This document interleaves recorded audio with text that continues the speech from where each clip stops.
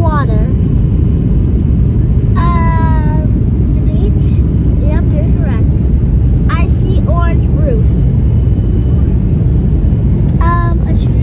Something moving that's white. A cloud. It was a car. I see something green. That is not a hotel. It's some kind of weird building. Okay, next one.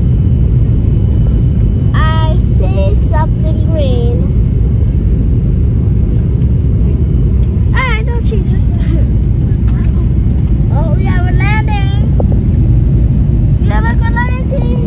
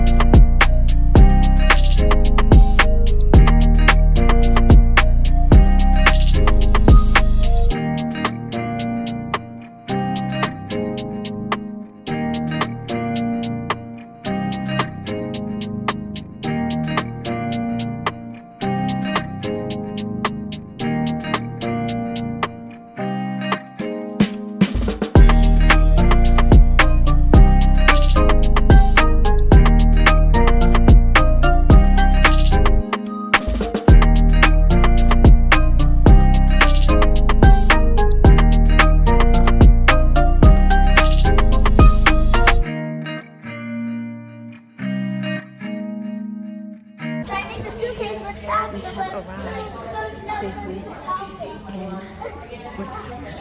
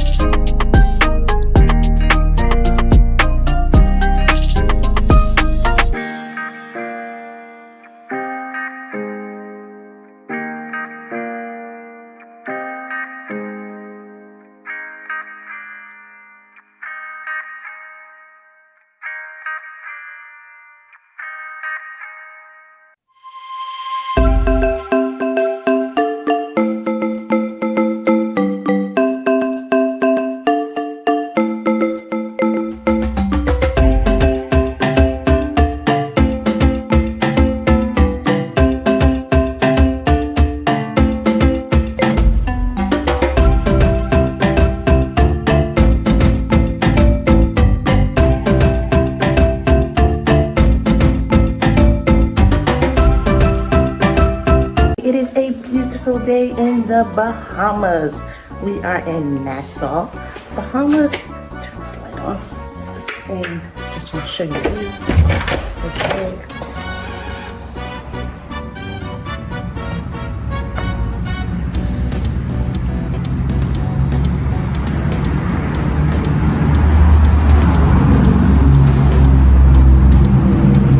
This is our unit right there, steps away from the pool, literally, and we are heading out. It's first day in the Bahamas. How you feel? How you feel? You ready for the pool?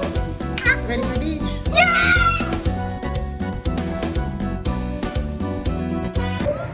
Good morning, good morning. This is our first full day in the Bahamas, and we are excited. So, not yet.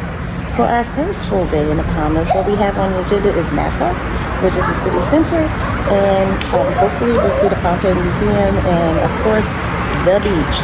Maybe we'll get across the boat to Paradise Island today as well. But we are super excited to be in the Bahamas. It is hot. And I think I just saw the jitney, so we may have that experience today as well to get on the local bus. All right, stay tuned. This is our first jitney ride, and we took bus number 10, which stopped right outside our front door. We learned very quickly that not all jitneys are created equal. As you can see, this bus has a television set. For the best views of the beaches, the number 10 bus is the one you want.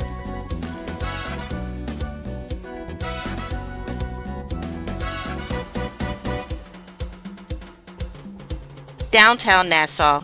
We got off the bus at downtown Nassau. The historic district of Nassau, Bahamas is a charming area that is steeped in history dating back to the arrival of the Europeans to the island in the late 1400s. The area is known for its colorful colonial-era architecture, bustling markets, and picturesque streets lined with pastel-colored buildings.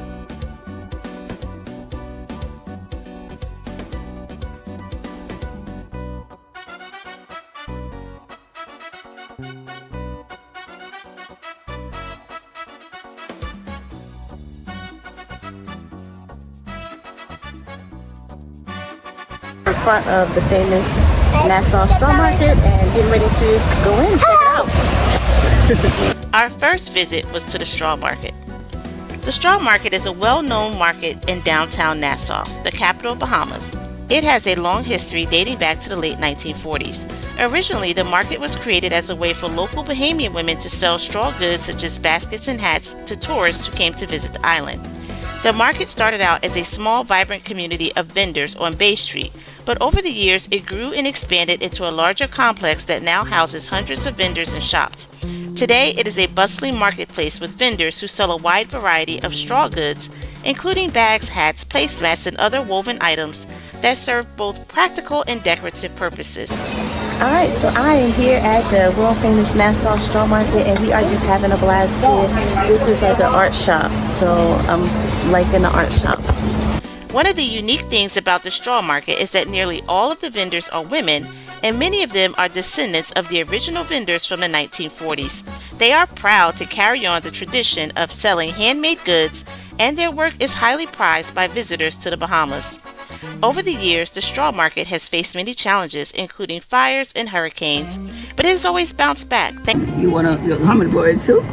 Oh my goodness. Yeah, hummingbirds are nice. That's really neat. And you painted those? Yeah. And what's your name? Fanny. Fanny? Yeah. Nice to meet you. Oh, nice to meet you all too. Thanks to the resilience of its vendors and the support of the local community. Today, it remains a popular tourist destination for tourists and locals alike. It is a lively place filled with vibrant sights, sounds, and the smells of the Bahamas. If you decide to walk in the straw market, be prepared to bargain for the final asking price. Our next stop was at the Pompeii Museum of Slavery, the site of a former slave auction block. The Pompeii Museum of Slavery is actually named after the town in which it was located, which in turn was named after a prominent enslaved man who lived there in the 18th century. His name was Pompey. Standing in, it's called Wendy House. It's the oldest building on downtown Bahamas. It used to be a slave auction house. In 1992, the government declared that it was a historical landmark. They named it the Pompeii Museum of Slavery and Emancipation. It was named after Pompey Roll. He was a slave on Lord John Roll's plantation on one of our islands called Soma. He led most of the revolts on that island that eventually led up to emancipation. Now, Lord John Roll, he never set foot in the Bahamas, but he owned the largest plantation there. So hence the name Roll is the most common name in the Bahamas. I don't know if you guys ever watched a show called Botanics Yes. with Esther Roll. Yes. She was a descendant from there. Oh, okay. Also, there was a pro football player by the name of Marion Roll. He was owned by a man named Nicholas Laws, who was the governor of the Bahamas at the time. Pompey is said to have been an important figure in the local community and to have played a role in the abolition of slavery in the Bahamas. Pompey lived and worked on the Roll Plantation on nearby Exuma Island. The first slaves arrived on New Providence Island, Bahamas in the early 1700s as part of the British colonial plantation economy, with many coming from West Africa and its surrounding regions. The Bahamas also served as a strategic location for the transatlantic slave trade, with many enslaved people being transported through the region in the centuries that followed. The museum is housed in a building that was once a jail and a market. It is a beautifully restored building that was built sometime in the mid to late 18th century. This makes the building itself an important artifact, as it is an example of the colonial architecture that was common during that time. The museum's primary focus is the history of slavery in the Bahamas and the Caribbean. The exhibits cover all aspects of the slave trade, from the capture and sale of the Africans to the conditions on the slave ships and the lives of the slaves on the plantations. Visitors can also learn about the eventual abolition of slavery in the Bahamas and the impact of emancipation on the lives of former slaves. The museum takes a very personal approach to the subject matter, using the stories of individual slaves to illustrate the broader themes of the exhibit. These stories are often heart-wrenching, but they are an important reminder of the atrocities that were committed during the period of slavery. The museum also offers a variety of educational programs for visitors of all ages. These include guided tours, workshops, and lectures that explore the history of slavery and its legacies in the Bahamas and beyond. Overall, the Pohnpei Museum of Slavery and Emancipation is a deeply moving and informative tribute to the millions of people who suffered under slavery. It is an important destination for anyone interested in learning more about this dark period in human history and the ongoing struggle for racial equality and justice.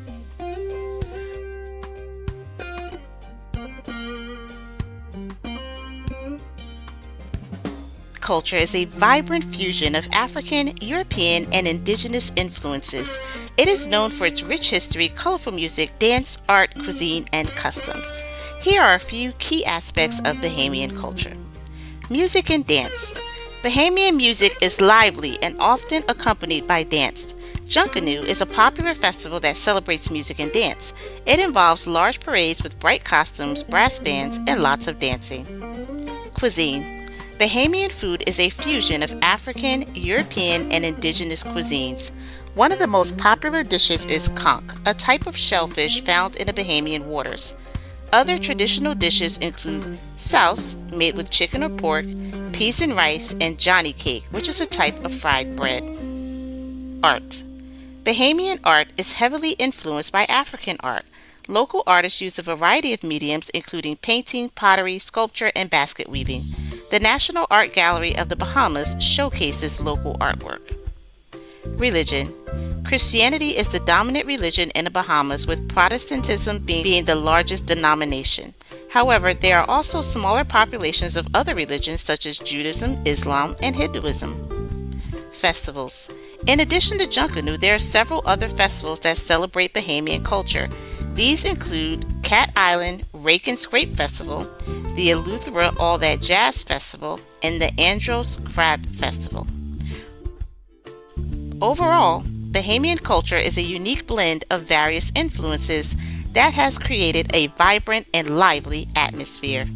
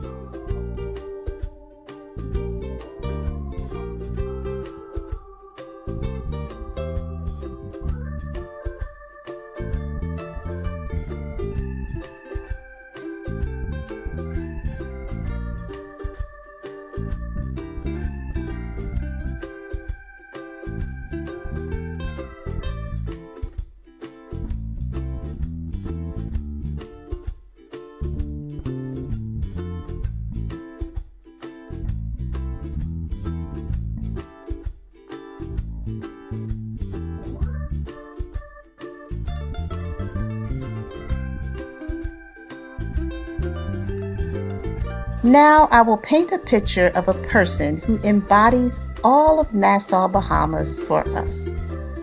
Imagine a guy who has an infectious sense of humor that makes everyone around him laugh. He loves to dance, and when he hits the dance floor, he moves with grace and ease, captivating his audience with each fluid motion. He's also a great singer with a voice that's both powerful and soulful, and knows just how to use it to entertain his audience. This guy takes pride in his physical fitness and is always up for a challenge, whether it's running a marathon or climbing a mountain. His energetic and driven nature is a testament to his commitment and discipline. Despite his many talents, this guy remains grounded and approachable. He has a natural warmth and welcoming spirit that puts people at ease, making them feel like they're hanging out with an old friend. His infectious personality and welcoming attitude draw people in, and his natural charm and charisma keep them coming back for more. In short, this guy is a true entertainer with a magnetic personality that makes him the life of the party. He's funny, a great dancer, a phenomenal singer, physically fit, and welcoming to all. In everything he does, he brings in energy, enthusiasm, and joy, making him a truly unforgettable person. Introducing Tommy Bahama. guy to see. Why? I got that whole snapper fillet. That's a group of salmon, crack conch, crack lobster, steak, crack a lamb, conch fritters. 3 different ways of doing a taco. Beef taco, shrimp taco, fish taco. Upstairs. You get hungry, come back and see me. Captain Steph, my name is Tommy Bahama. Okay. All right? I'm on dazzle. Answer it. Go ahead. Bring them back to see me, okay? Okay. Right upstairs. Okay. All right. Thank you. Yeah. Wood carvers in Nassau. Wood carving is an art form that has a long and rich history in the Bahamas, particularly in Nassau. It is a tradition that was brought over by African slaves and has been passed down through the generations. The practice of wood carving began in Nassau during the 18th century as a form of artisanal craftsmanship for the functional items such as bowls, plates, and utensils. However, over time, the craft evolved into a form of artistic expression, with wood carvers using their skills to create elaborate sculptures and decorative pieces. One of the first known carvers in Nassau was Albert Rocky Toogood, who began carving as a child in the 1940s. He gained recognition for his talent with hand-carved busts of famous figures, including Mahatma Gandhi and Martin Luther King Jr. Perhaps the most famous wood carver to come out of Nassau is Burns Smokey Saunders, who gained international recognition for his intricate wooden carvings.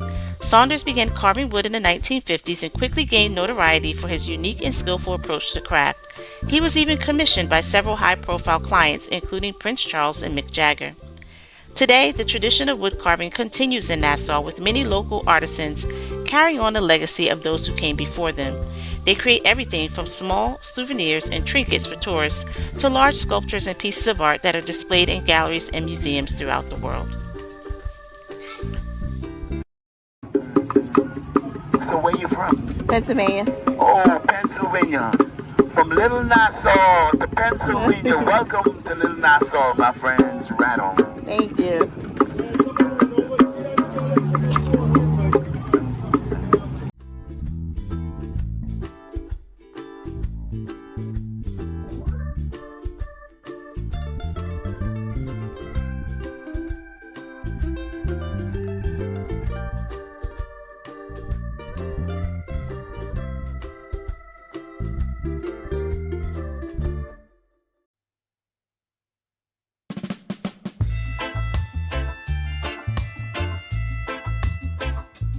Junkanoo Beach. Junkanoo Beach is a popular beach located in Nassau, Bahamas, known for its sparkling blue waters and soft white sand.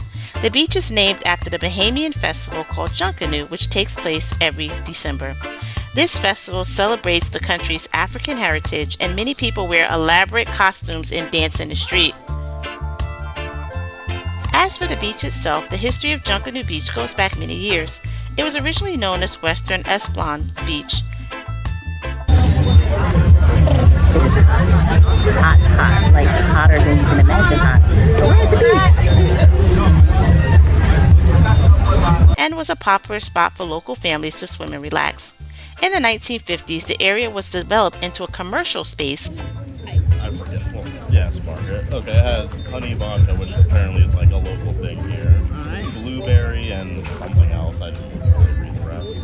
Alright, Tiki Treasure, honey vodka, blueberries, and something else. Yeah, I don't know. Yeah. There's something You took else. the menu away, so I didn't. Oh, okay. With hotels, restaurants, and shops popping up all around. Despite this development, Junkanoo Beach has managed to maintain its natural beauty. The beach is now a popular tourist destination, and many people come here to enjoy the sun, sand, and sea views. There are plenty of amenities, including showers, restrooms, and food and drink stalls. Overall, Junkanoo Beach has a long and fascinating history that reflects the rich cultural heritage of the Bahamas. Whether you're a local or a tourist, it's a wonderful place to spend a day soaking up the sun and enjoying all that this beautiful country has to offer.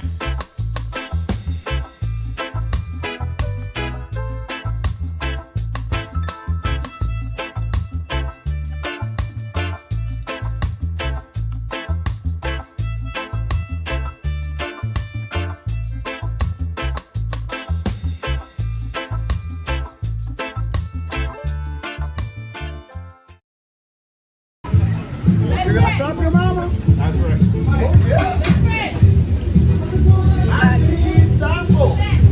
Tastes so good. I'll slap your mama. Slap your mama. I better not slap her. Mac and cheese sample. Where's the little kid? I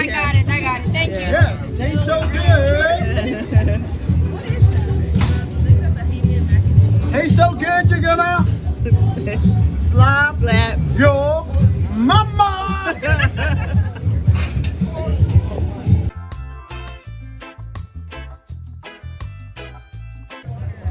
So, yeah, this is the Bahamian mac and cheese, apparently, according to the guys. So, you have to slap your mama when you try it. But, it tastes nothing like mac and cheese. It's tomato sauce in Yeah, here. it's like spaghetti. Yeah, it's like spaghetti with like some hot peppers or something in it. Guys. It's cheesy, but I'll be honest, I don't really know what's in it. It's different. It's different. It's good, but it's different. I mean, if you like.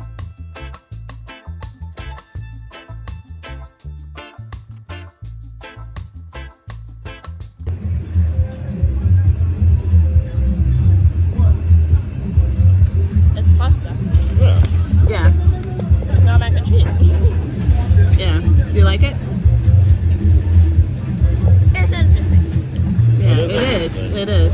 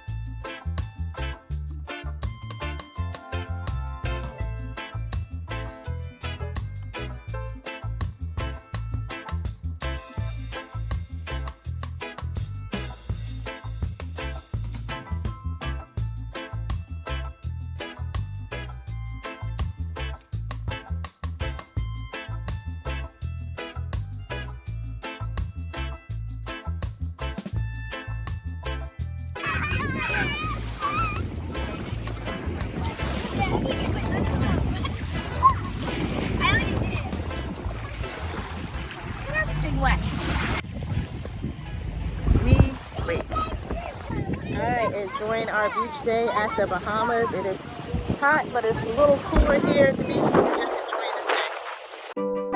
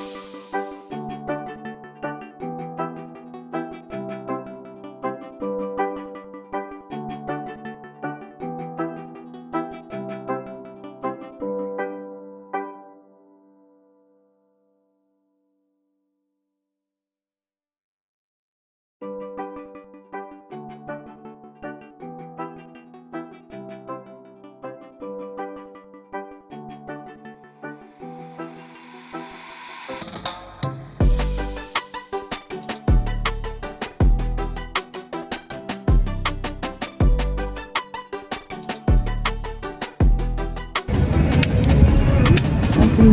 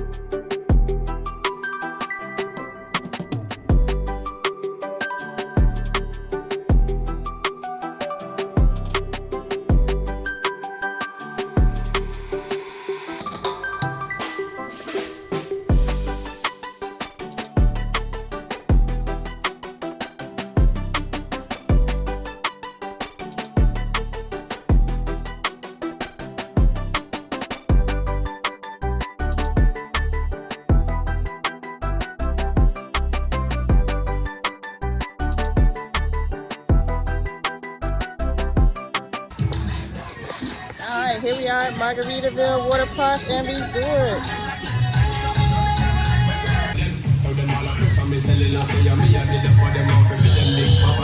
It's a whole vibe.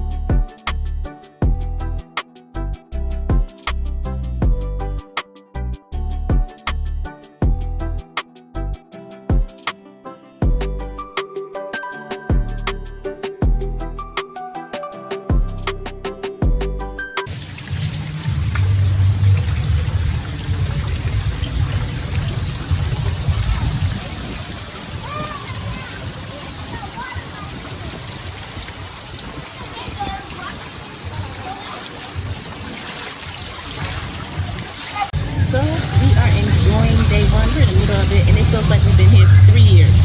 No kidding. We have seen dancers in the street, of course singers. We've seen the wood carvers on the sidewalk. We have seen a lot. We even went to Margaritaville Resort, saw the water park. We are now getting milk and ice cream at the bubble tea bar, and we are going back to the straw market. We saw the straw market too. We saw tons and tons of stuff, and we're only halfway through day one. Stay with us.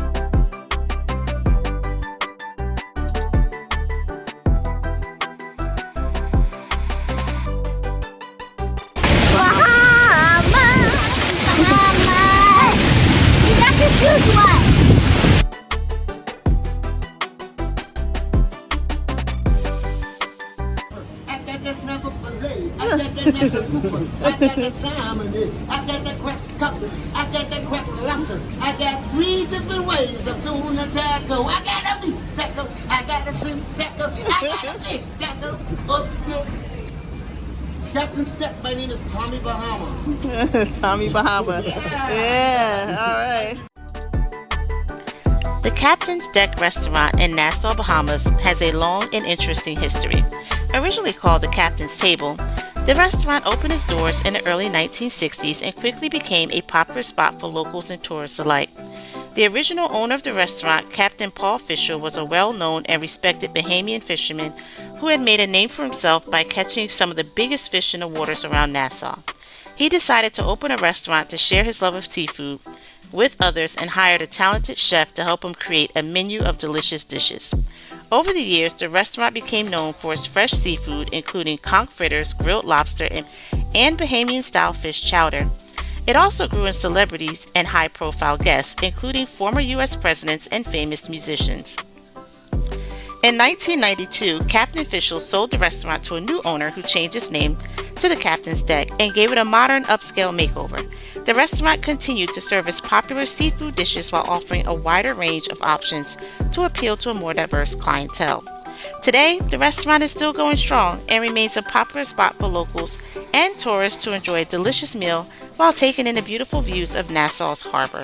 It continues to pride itself on its fresh seafood and warm, welcoming atmosphere and has become a beloved institution in the Bahamas.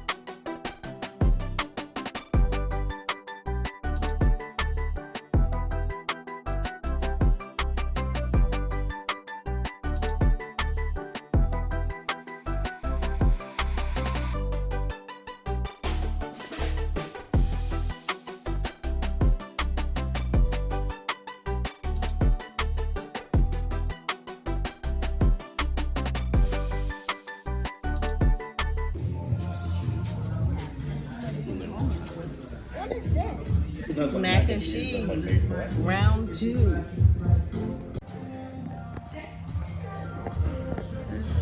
Bahamian mac and cheese. Let me get that up.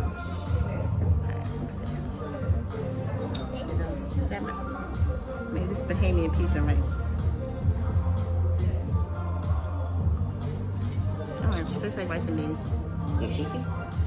But I don't get it. It smells different. It smells different than it tastes. It smells different, right? Let's try this delicacy here. Yeah, conch fritters. There it is.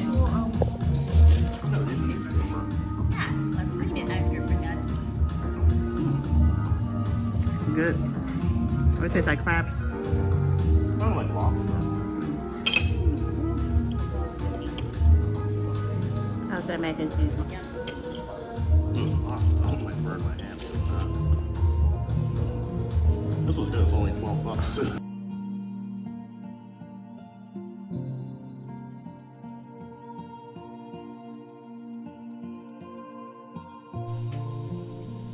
Okay, let's talk about Goombay Punch. This is our first time tasting it, and it quickly became popular.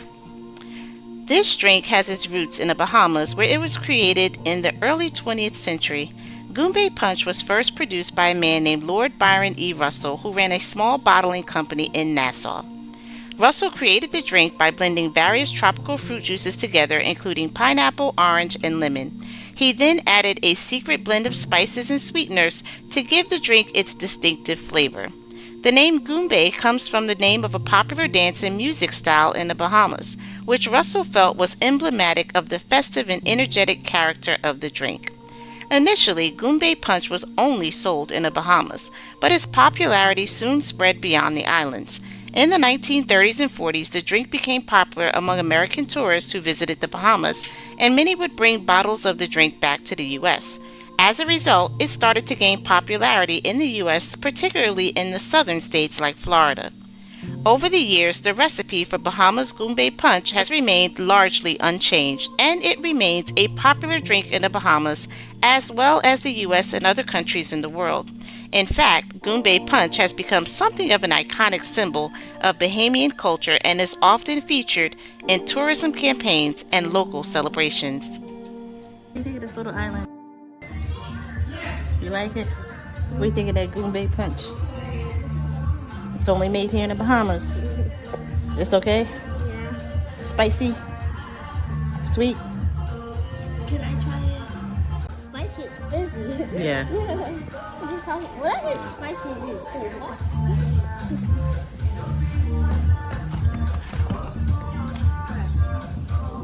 Those kind of mess in these pictures.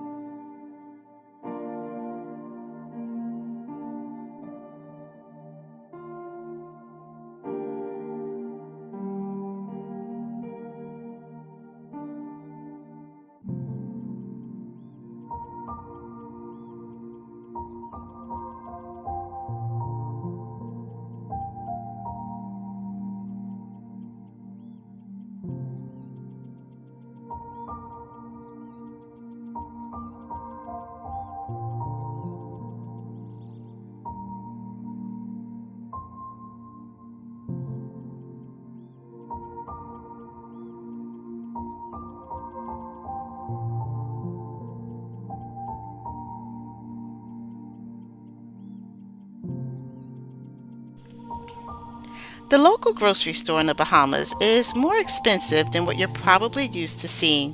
One of the main reasons is most likely due to the limited availability of resources on the island. The Bahamas is an archipelagic country in the Caribbean, and most of its food items are imported from other nations. This results in higher transport and shipping costs, which eventually leads to higher prices for the end consumer. Moreover, factors such as inflation rates and taxes imposed by the government can also have a significant impact on the final prices. As a tourist destination, the Bahamas economy heavily relies on tourism revenue, which sometimes causes the prices of locally sourced goods to go up. Additionally, the high cost of electricity and water in the Bahamas also plays a role, as it can heavily impact the price of agricultural items such as fruit, vegetables, and dairy. Ready?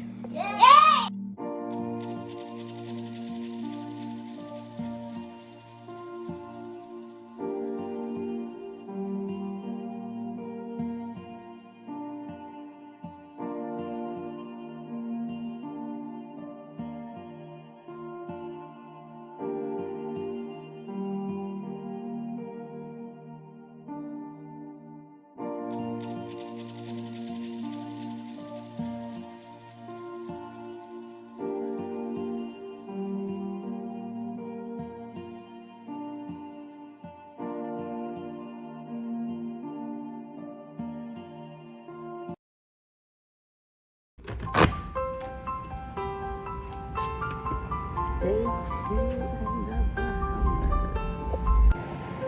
Good morning, good morning, good morning. This is day 2 in the Bahamas, and we are again excited to be here. On today's agenda is Nassau, because it's more stuff happening than we thought, so we didn't see everything. So we want to go back and see a couple more museums and hopefully get across to Paradise Island and the fish fry today.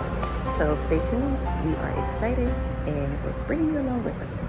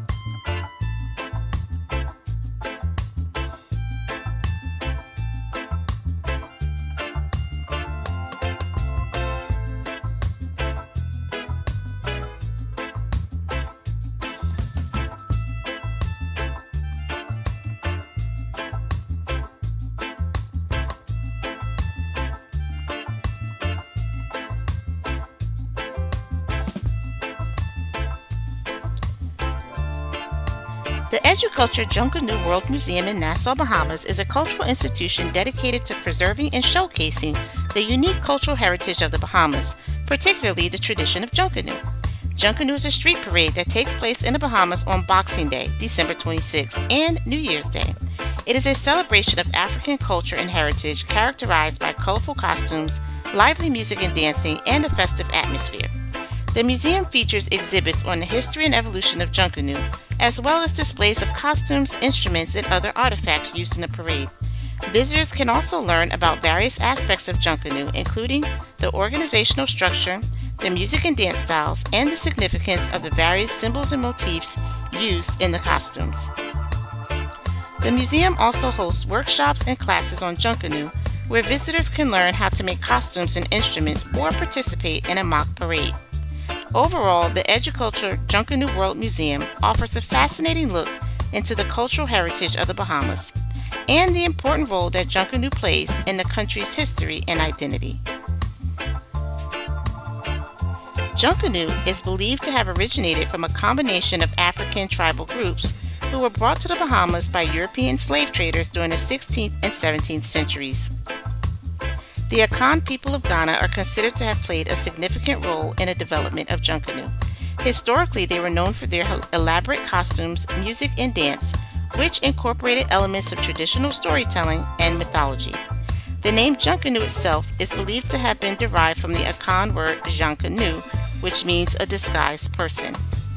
Other African groups such as the Yoruba of Nigeria, the Congo tribes, and the Mende of Sierra Leone are also thought to have influenced the development of Junkanoo through their music, dance styles, and cultural traditions.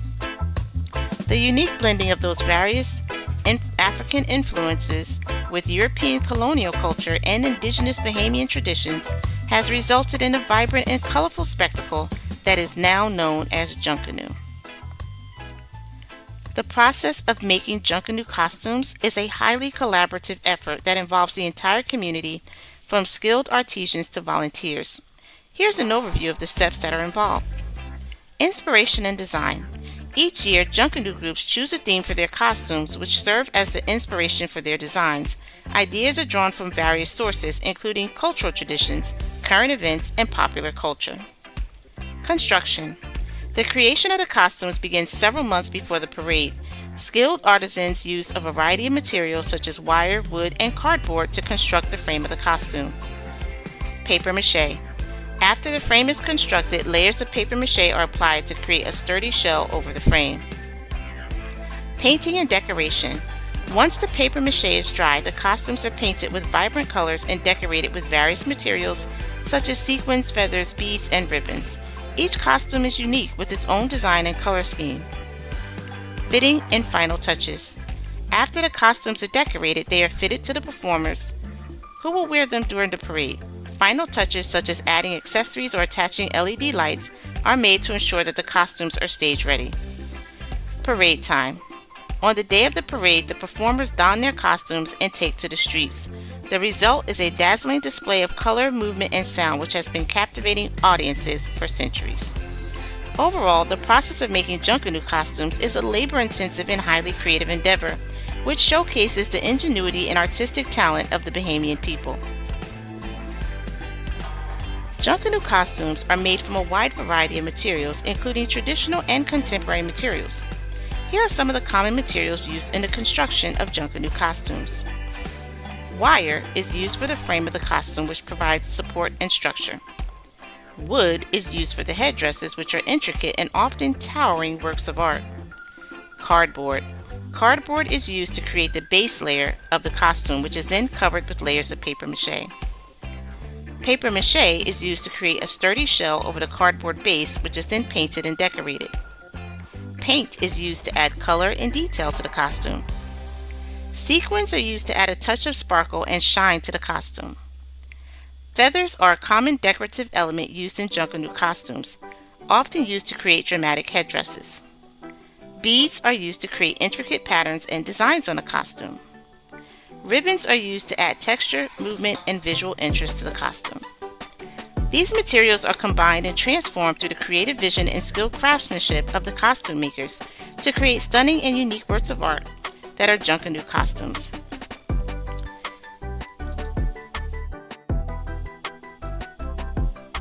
The National Art Gallery of the Bahamas is a museum and art gallery located in Nassau. It is the premier arts institution of the country and has a rich history dating back to the late 19th century. The initial impetus for a national art gallery in the Bahamas began in 1887, when Governor Sir Ambrose Shea established the Bahamas Art Society. However, the society was short-lived due to lack of funding. It wasn't until 1996 when the Bahamas government formally established the NAGB as a cornerstone of the new National Cultural Policy. In the early days, the National Art Gallery of the Bahamas had no permanent location and worked out of a variety of rented spaces and storage containers. It wasn't until 2003 that a permanent home was found in the Villa Doyle, a historic Bahamian mansion that was donated to the gallery by its owner, the late William Doyle. Renovations to the villa were completed in 2004, and the NAGB finally had a place to call home. Since then, the National Art Gallery of the Bahamas has played an essential role in promoting Bahamian art and culture around the world. It has hosted numerous exhibitions and events featuring works from local and international artists as well as lectures, workshops, and educational programs for children and adults. In 2018, the NAGB underwent an extensive renovation project that expanded its programming spaces, gallery areas, and research facilities. Today, the National Art Gallery of the Bahamas features 2 exhibition galleries, a sculpture garden, an artist in residency program, and a research library. In summary, the National Art Gallery of the Bahamas has come a long way since its inception as the Bahamas Art Society.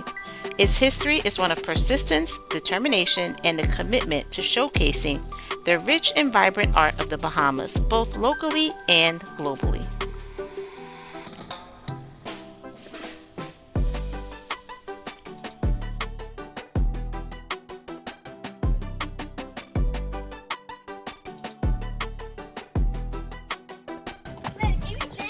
So here we are, the morning of the second day, and we're outside of the National Gallery of Art in the Bahamas, which was really cool. We just saw the Junkanoo Museum, and check out the view, guys. This is awesome.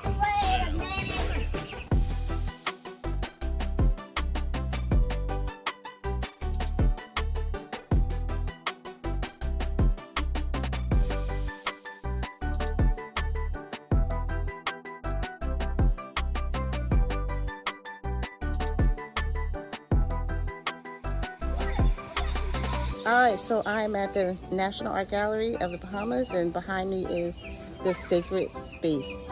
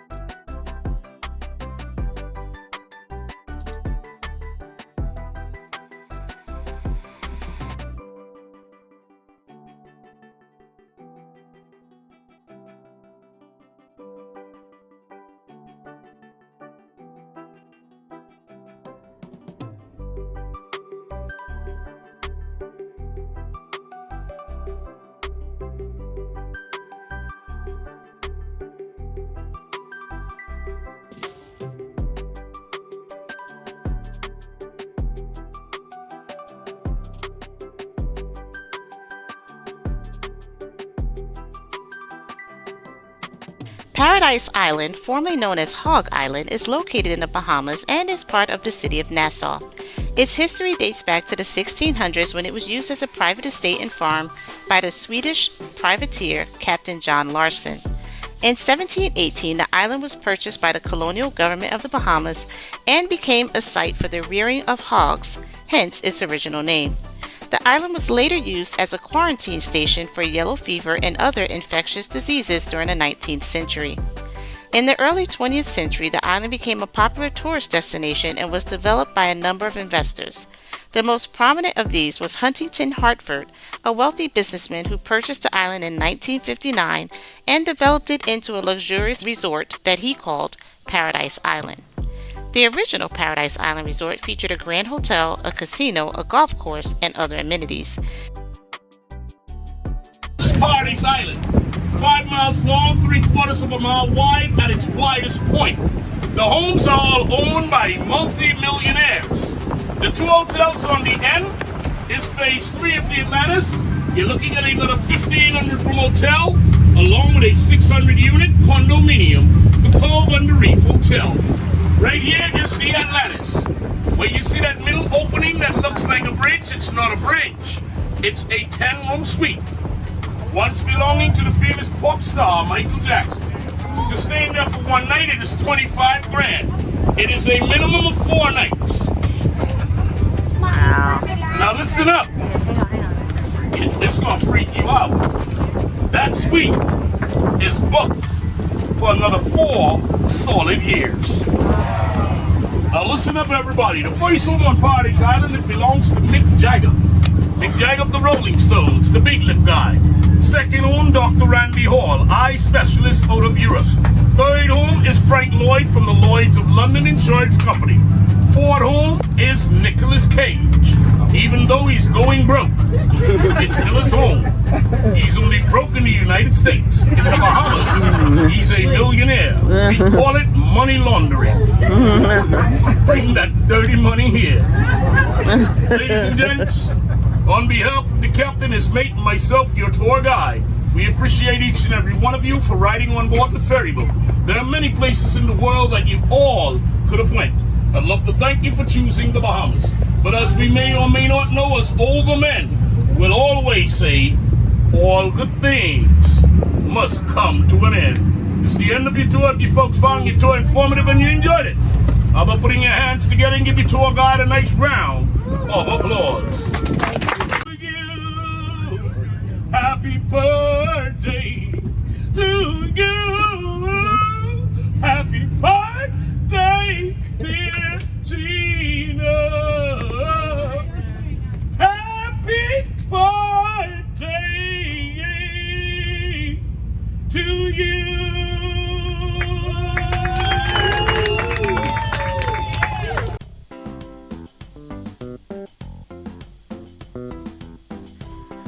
Paradise Island is beautiful. After exiting the Sydney Poitiers Bridge on the ferry, we decided to walk to the local public beach, also known as Cabbage Beach. As we walked, we admired the change of setting from the busy downtown Nassau to the tropical delight of what is known as Paradise Island. You see that pond over there? As we were walking past, I noticed a turtle, just one, walking near the road. So we decided to take a pause for a minute. And this is the beauty of traveling at a leisurely pace.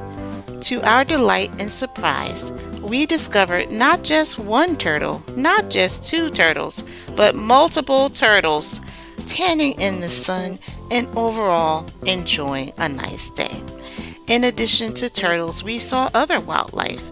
We saw fish swimming, multiple fish, and also some other birds, ducks, and animals that frankly we have never encountered before and could not identify.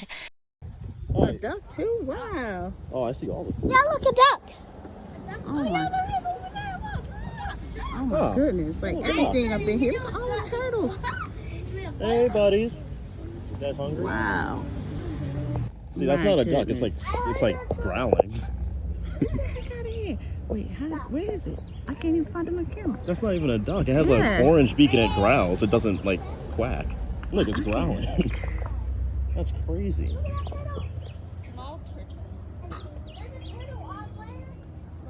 Oh my goodness, all the wildlife in this water here.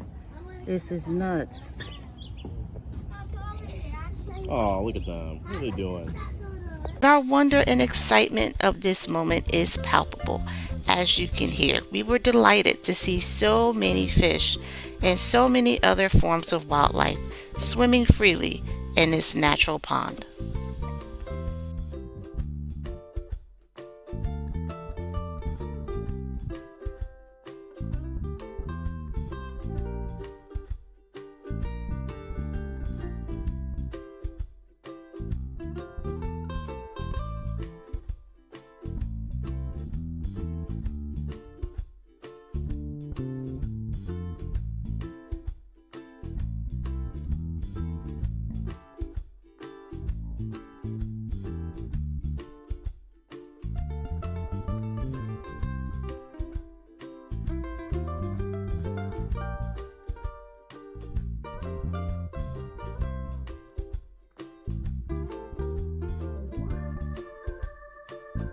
Cabbage Beach is a stunning white sand beach located on Paradise Island in the Bahamas.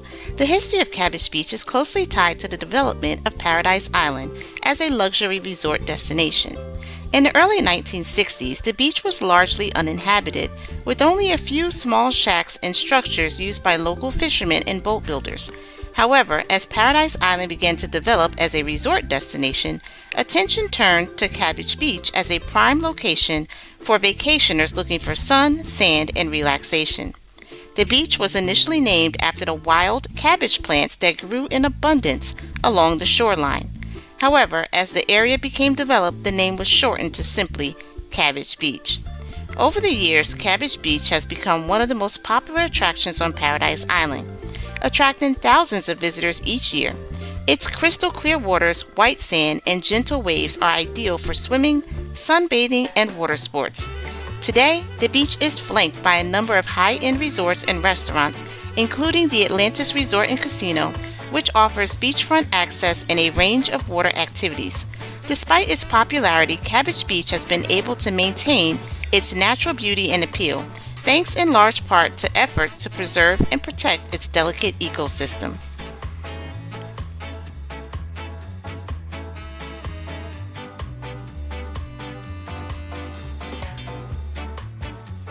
If you want to get to Cabbage Beach on Paradise Island from downtown Nassau, you have a few options.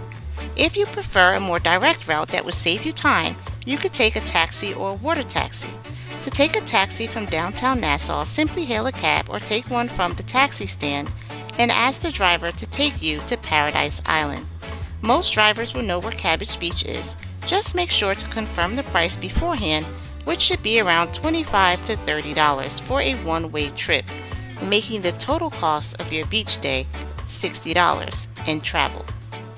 If you opt for a water taxi, you can catch one at the Prince George's Wharf in downtown Nassau. The water taxi will take you to Paradise Island Ferry Terminal, which is a short walk away from Cabbage Beach. The price is roughly the same as a taxi ride. Alternatively, if you don't mind taking public transportation and you're on a budget, you can take a jitney or bus from downtown Nassau. To do this, you will need to head to the bus depot on Market Street or Shirley Street and hop on a bus that is headed toward the ferry terminal. No jitney buses are allowed to cross the bridge into Paradise Island. The cost for a one-way trip on the jitney is $1.50 to $2.50. But keep in mind that it will take a bit longer to reach your destination due to having to walk over the bridge once you get off at the ferry terminal or take the ferry across once you get off there. Once you arrive at Paradise Island, you can either walk to Cabbage Beach, which takes around 10 to 15 minutes, or hail a cab from the ferry terminal.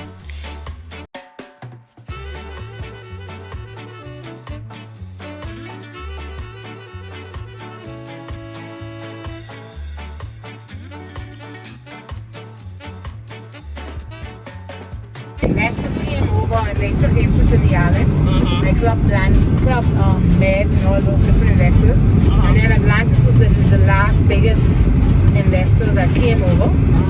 You have people like Oprah Winfrey with her house on that side of the island. So, So Oprah Winfrey lives on this side, you said? over there, on that side. Yeah.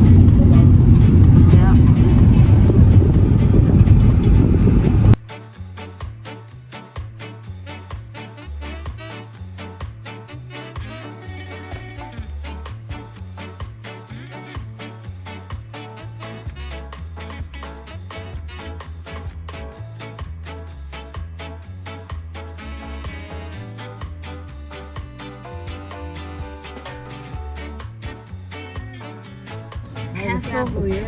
One of the kings. One of the British kings, them lived there. One of the British kings lived here. All right, well.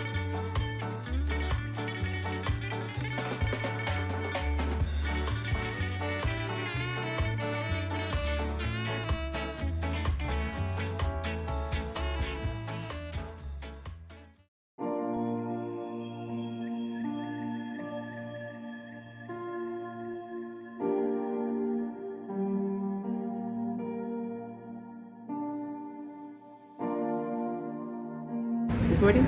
Yeah. Good morning, good morning, good morning. Welcome to day 3 of the Bahamas. We are super excited to be here. It is another beautiful day, as you can see. And today on the agenda, we are heading to Clifton National Heritage Park and Museum.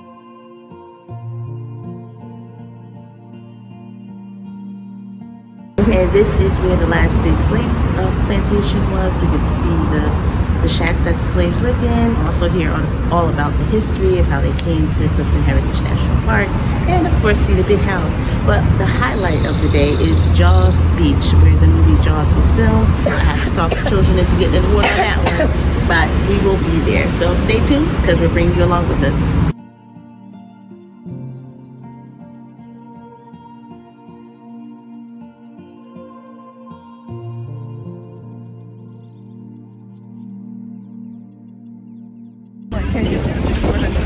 So, what do you think of this ride, Jordan? What do you think of this ride? I'm never getting on it in my life. Dangerous, huh? Then go on by this on my children. We are not getting on this bus. If I see this bus, when I go up, I'll be like, hey, no, we're not getting on the bus. Even though it's bus 12, we're not getting on.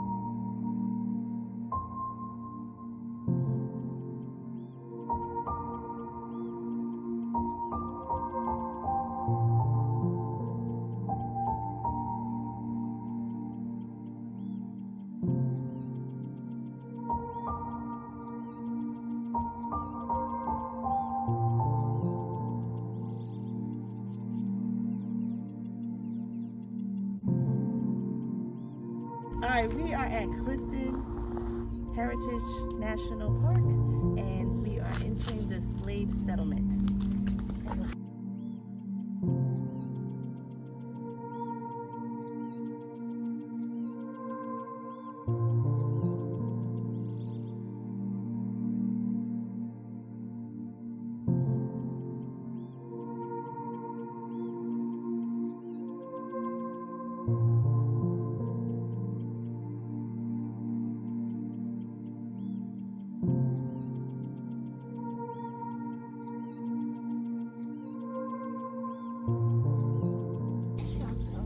19th century.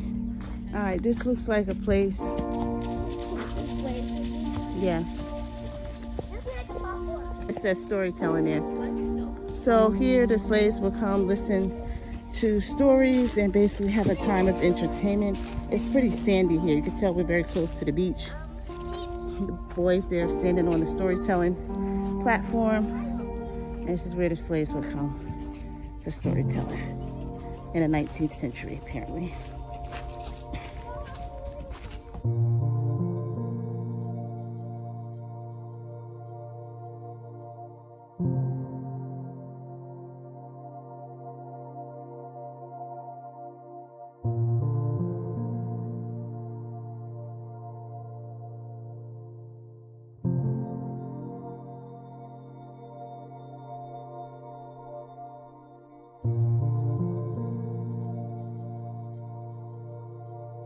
Yes, yeah, seriously.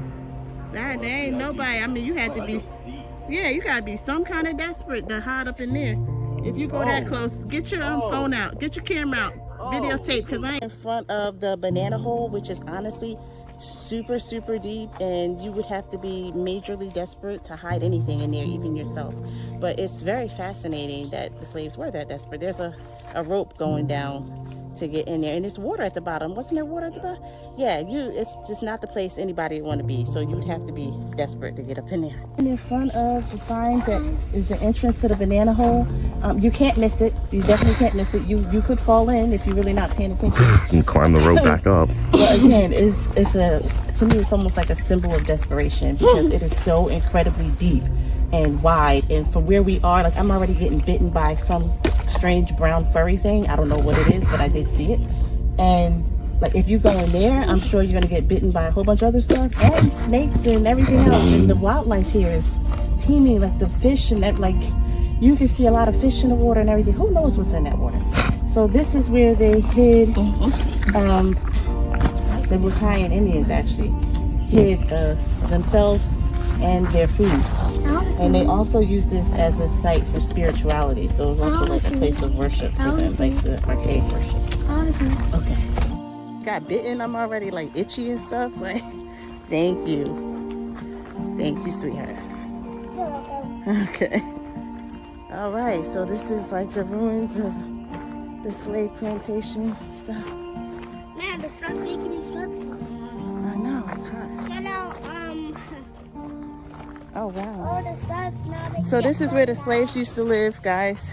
Yeah, It's small. Like, it's the side, I guess you could make it do if you had one side as a bedroom. You can see where the kitchen used to be. Let me just stand at the door here. Oh, it looks like they have some windows. Don't go in, Levi. Yeah. So it has some windows. That definitely is like a kitchen area right there. The whole tree growing up in the middle of the place, but yeah. Probably had a roof on top. Looked like somebody cared. They had a little garden in the front. Oh, that's nice. Yeah, somebody cared. And this is the remains. I think it's limestone. It's from the 17th century. This is the remains of it here. Yeah. The remains of the slave cabins. Exactly. It says the remains of the slave cabins and kitchens are fragile and can easily be damaged. Please stay on the paths and boardwalks for your safety and protection. Excavations are underway to learn more about the ruins, and work is being done to restore the walls. All right. So this is probably the kitchen. Yep, I said it. I said it's probably the kitchen. This is the kitchen. So I'm gonna go around. I can see some stuff from the window here. I see a bedroom. Oh no, this is one of the house. Oh my goodness. Oh my goodness. That looks like an actual All right, so the place where our ancestors It says, please watch your feet. We actually, for the first time ever, getting ready to walk inside of a real slave cabin that was here when the slaves were here. Look at the roof, y'all. First time ever. It's like monumental. This house actually looks fun. You can walk in. This is where the slaves used to live. They allow you to go in. I saw somebody going online too. Oh my goodness. I might have to sit here for a minute. Might have to sit here for a minute. Oh. This looks like a place that I can even survive. Oh my goodness. Look at this. This is how the slaves used to live, y'all. This is amazing. Look at that bed. Look at that little rickety chair over This there. actually looks like a functional house. It is a functional house. I'm glad it's a functional house. Here's some people that used to live here. They got their pictures on the wall, y'all. Look at this. Oh yeah, I can see it. Yeah, and look, the little kitchen on that side. Only thing is, it's like so small, you don't really have like privacy. This people used to live here. But and that's a good picture there. Privacy and frankly comfort. This bed is well made out of wood, but It's not comfortable. oh, but no, it's not comfortable at all. But what an amazing thing. It's actually on board. Yeah, you know, yeah, it's hot. This actually looks like I guess I'm taking up pictures for everybody at this point. This actually Oh. looks like a house that I could actually live for like I don't know. You don't want to live in a slave cabin, buddy. Yeah, we done come along. Yeah, we can come up from slavery now. So.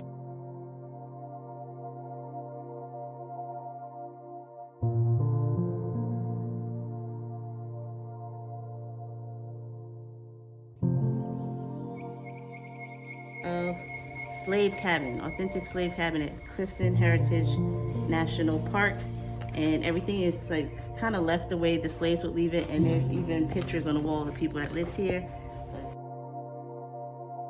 over here we have washing room, wash tub. This little chair is well made. Like if you come close and look, it's well made, but it's just not comfortable. Like when we sit on the chair, we don't want to sit on the wood. And the same with the bed here. This is well made.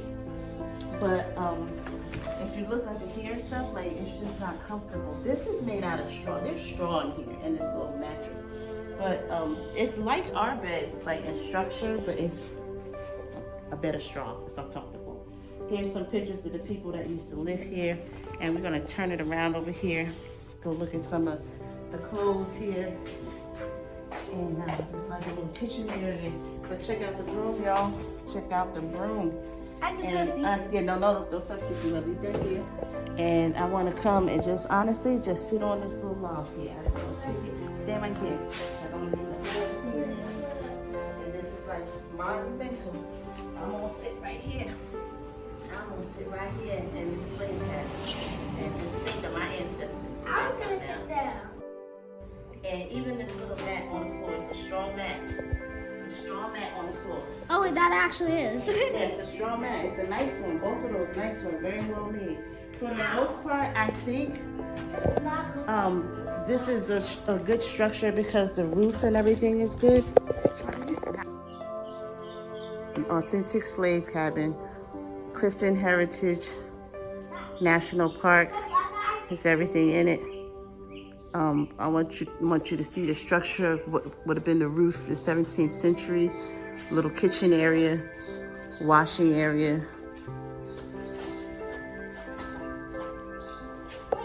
Washboard, everything. They did have windows.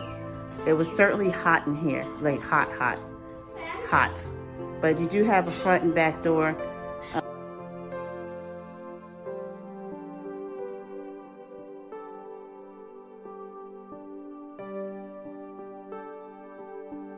So here's another like remains, and we just saw one that was all put together, but this is about the same size. These are the original rocks.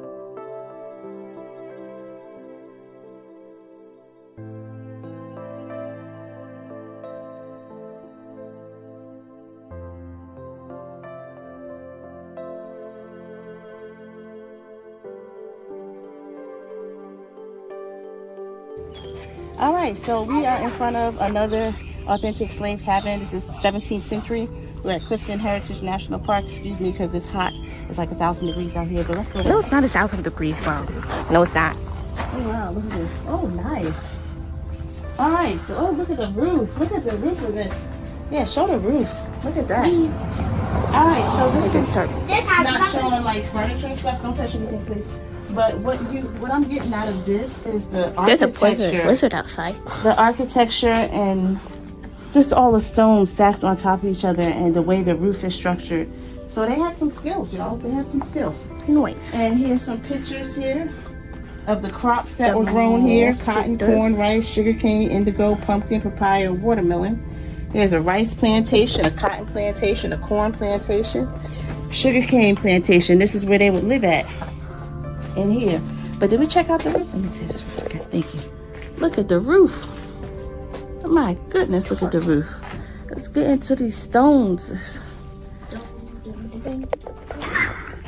And I'm gonna get this up in here. All these pictures.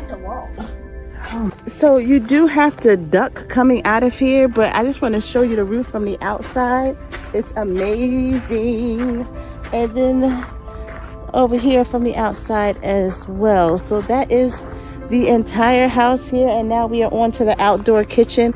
Gotta love an authentic African outdoor kitchen, and this is one of them. This is the outdoor kitchen. Just like they do it in Africa. It's literally exactly the same. So this would be the oven. And Hello, small child. You would do your regular pots and pans. But this is like that traditional, put your pizza up in there. So you even got the little pan stuff going on. So yeah, but let me just say, to cook right here, it's hot, y'all. You in the open sun, like it is hot. They need like some kind of covering over here. It's hot. Sign says the arrival of African peoples. It is thought that African people first came to the Bahamas in the early 1500s with the Spanish explorers. Most were forced into making long and perilous journeys as slaves following the American Revolution. An estimated 6,000 to 7,000 more African slaves arrived, brought by British loyalists forced to leave the newly formed United States. Clifton Commodities. During the early 1800s, there were as many as 67 African slaves here at Clifton. They worked at the plantation fields, growing cotton, sugar, other crops for export.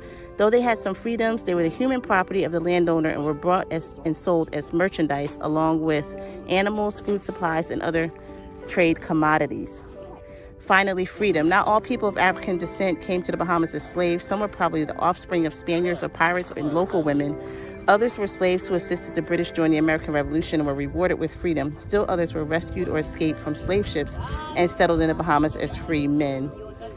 And it says something about August 1st, 1838. The Emancipation Act affected the full freedom of all slaves living in British colonies and established their lives according to their own in pursuit of their ideal happiness. During the early 1800s, there were as many as 67 African slaves here at Clifton. So here's some other outdoor kitchen stuff, some more buildings. These are the original stones, y'all. This is the original stuff. I am going to walk on in here.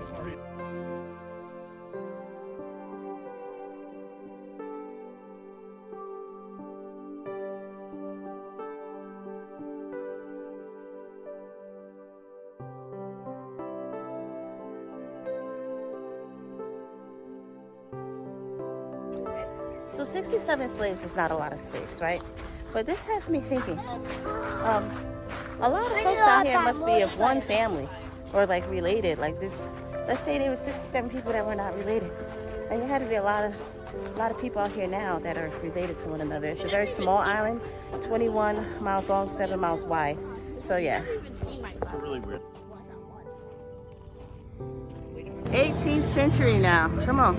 Getting older. 18th century. Here's a building from the 18th century. We see that fabulous straw thatch roof going on. Could you stop? Functioning house. It is a functioning house. All right.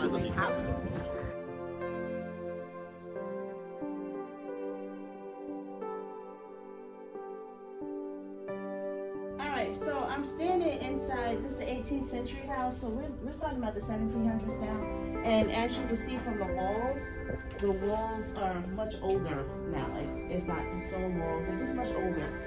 But I want to point your attention out to right over here. What are you doing over here? My trusty videographer here. Look at this. Somebody has etched in a cross on the wall. So you also see some symbols along the walls here. If you really look closely, there's some like symbols of from people who used to live here. And again, we have this wonderfully thatched roof, but only 2 windows. And even though you see in the video that I'm like super sweaty because it's like 1,000 degrees outside. It's not 1,000 degrees, It's truly Mom. 1,000 degrees outside. No, it's not. It's a nice cool breeze in here. It's shady in here. You have, if you look out this door. Here, you have like some shade there, some trees. About the front door here is really, Sun. Yeah, it's really rough. But despite the sun beating down, the thatched roof, the 2 windows being propped open like that, it's very breezy and like you're protected from the sun in a lot of ways here. So it's cool in here. All right. This one too? DJ? Come inside. Yeah, this one is from the 18th. Yeah, it's 18th. Yeah, but did you see the cross on the wall somebody etched? Over here. Look. Yeah, exactly. From our ancestors here. I mean, you can see that it's much older. But isn't it so much cooler in here? Yeah, they figured out some sort of like air.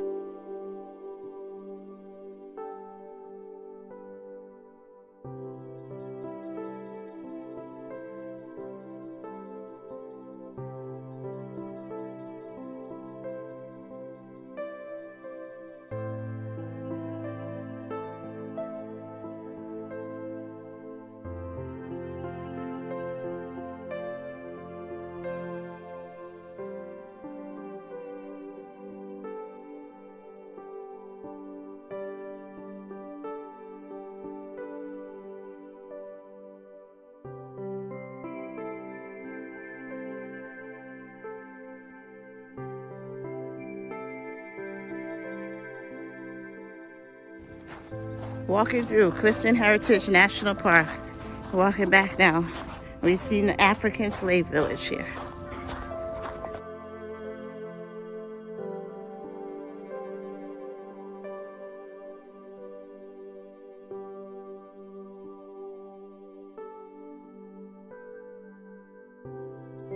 All right, so we're exiting the African slave village. This is where the slaves lived.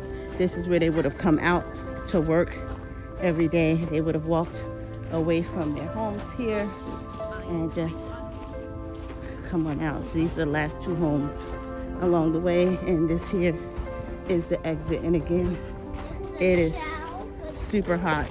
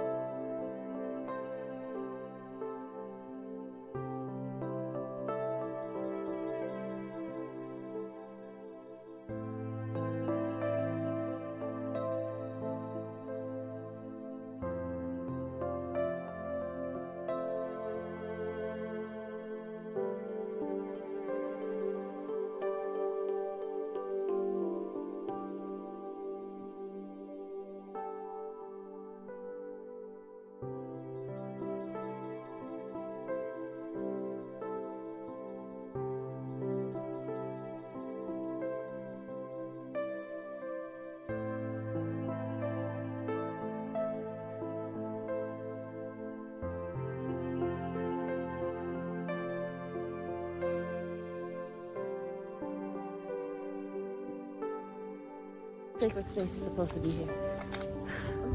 It must be down there where that water is. It is.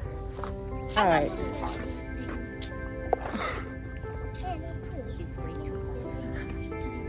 All right. Okay. I'm a little. Banana tree. Okay. All right, man. That make you just want to grab one and eat it. Y'all get a picture under the banana tree.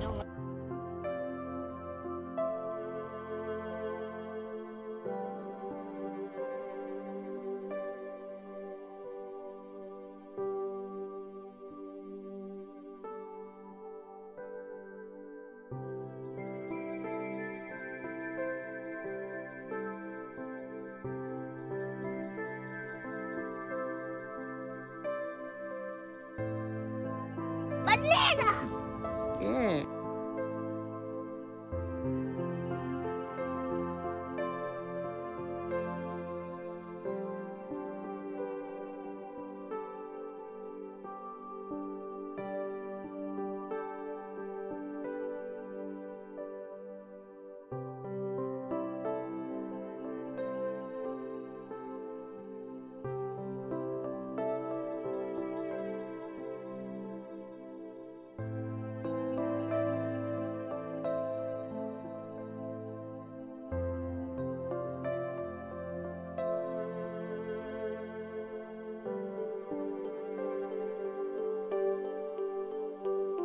Heritage National Park. This is the sacred space, and there are several carvings of African women slaves in honor of the women who lived here at Clifton Hill.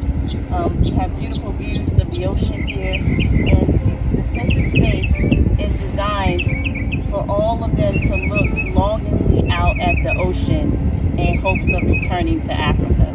That's the story behind these carvings. So they're all facing towards the ocean there.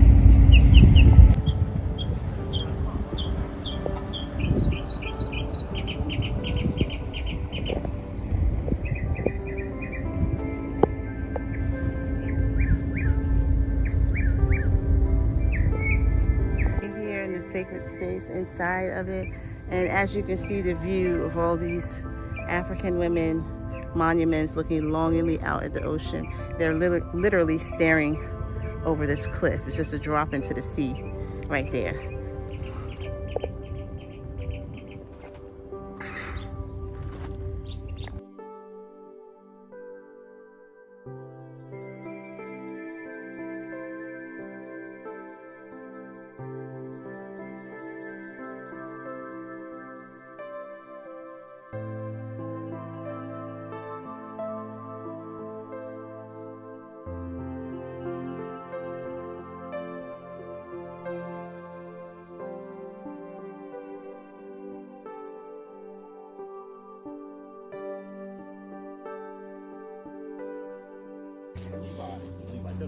This is the great house where the owners would live.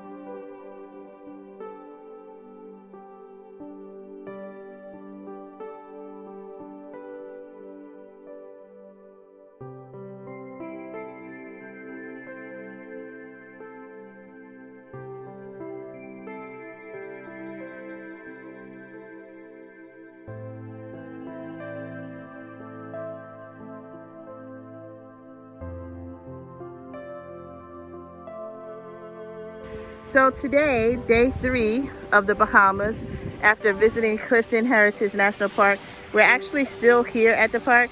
They have taken us to Flipper Beach. This is where the movie Flipper was filmed. This pier is where the little girl was running down in the movie, apparently.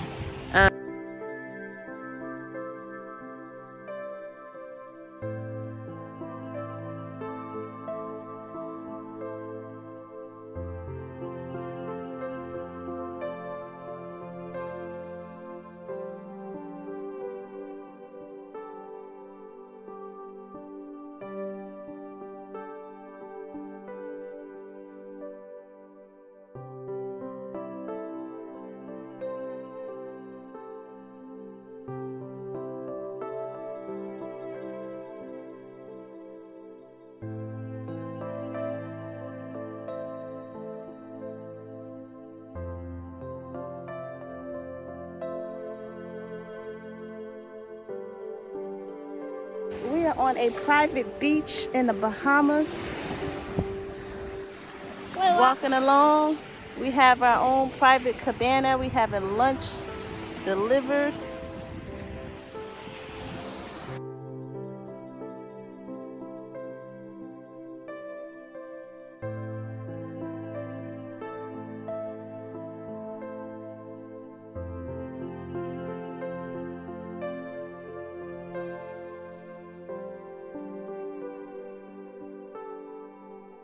Literally named Alright, Jaws so Beach. this, I know. This is Jaws Beach where the movie Jaws was filmed. So the children are being very cautious about getting in the water. They don't want to see a shark.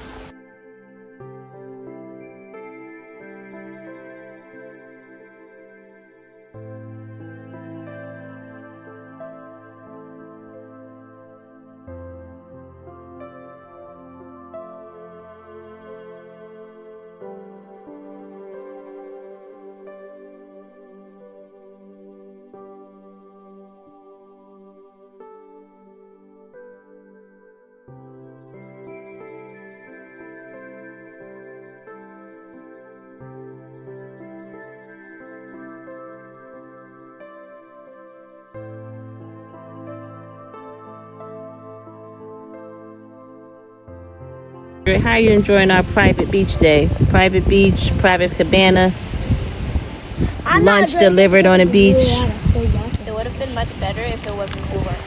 Yeah, it is pretty hot. But are you enjoying it overall? Oh, Grizzly Bear is sleeping in the cave.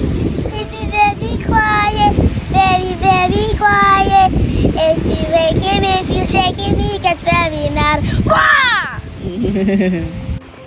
How are you enjoying our private beach day? It's nice, huh? Yeah. All right, so here I am in Nassau, Bahamas. We are in Clifton Heritage National Park, enjoying our lovely day. It's super hot. There's actually an advisory to stay inside, but we are out enjoying the beach. It is a private beach. We have the whole beach to ourselves. We have a private cabana. Of course, we have the restrooms up here, but we also have lunch and drinks and things like that being delivered to us. So this is like a day of luxury and a wonderful way to spend a day in rest. So I'm enjoying this time. And look at the view, guys. This is where the movie Jaws was filmed. This is where the movie Flipper was filmed. So this is not water that we're going in because, hey, sharks are in there. But no, they saw the movie Jaws before we left, so they're not trying that. But yeah, this is neat. We're enjoying it. See the random boat go by there?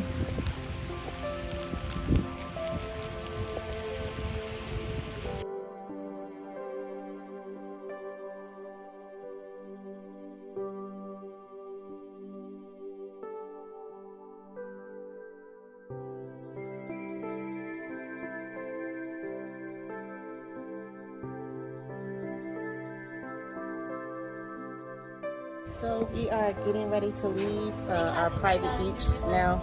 We're leaving about an hour and a half early because it is thundering and lightning out here, and lightning is striking the water. So as much as this lovely Flipper Beach and Jaws Beach is so pretty and all, but we don't want to get struck by lightning. So we're heading on out, and we'll probably spend some time in the pool later on after the storm stops. All right, so just a few minutes from this morning to now.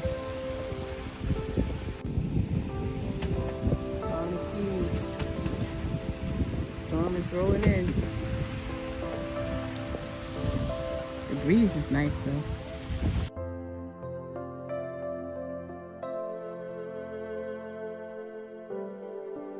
All right, we are leaving now. It is a gorgeous, gorgeous, gorgeous day, but it's a bit stormy, so we're heading out.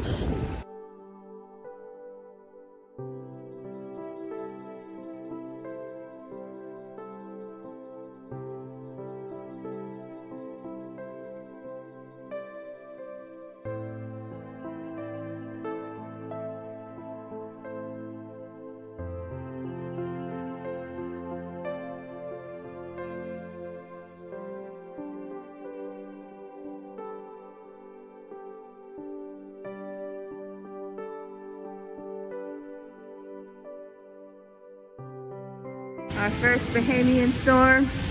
It's storming pretty good out here, guys.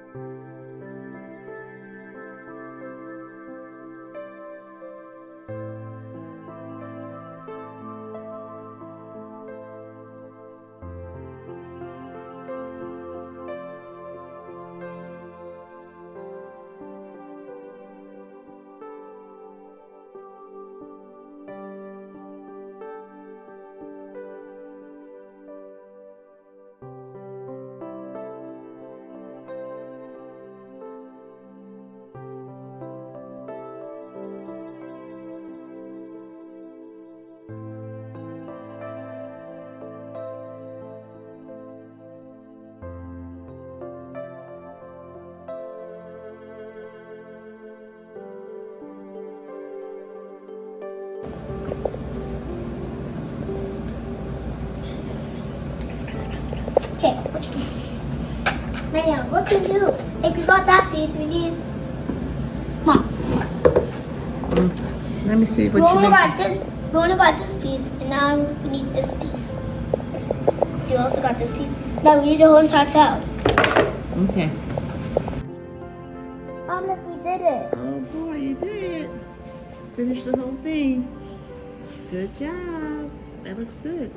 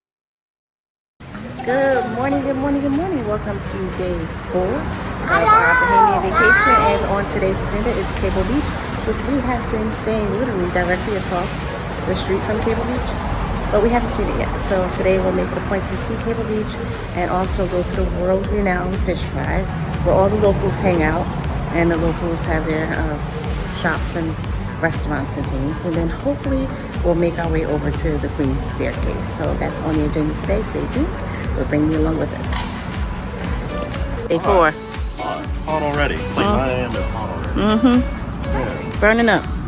Well, we didn't get hotter. Alright, so we are walking to Cable Beach. We you are also staying got right a across shadow from gun. Sandals Resort here, which, as you can see, literally right there in that building there. I'll put that on the video. This is our morning view as we walk. Island Luck Gaming House. Yeah, walking to the beach. So out here we have a lot of American places to eat.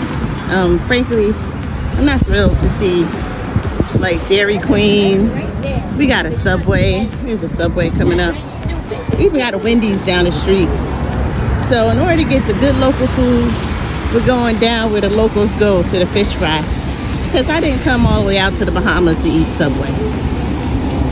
The closest shopping center to us is literally a 5-minute walk, if that, maybe even a 2-minute walk. Get to West Bay shopping.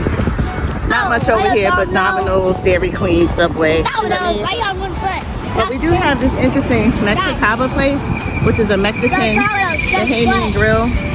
We got a shoe place and a luggage place. They even got some fishing gear in there. So that's cool. But the beach is right across the street here, right behind Sandals Resorts, behind that. So we're gonna walk around Sandals and get to the public beach.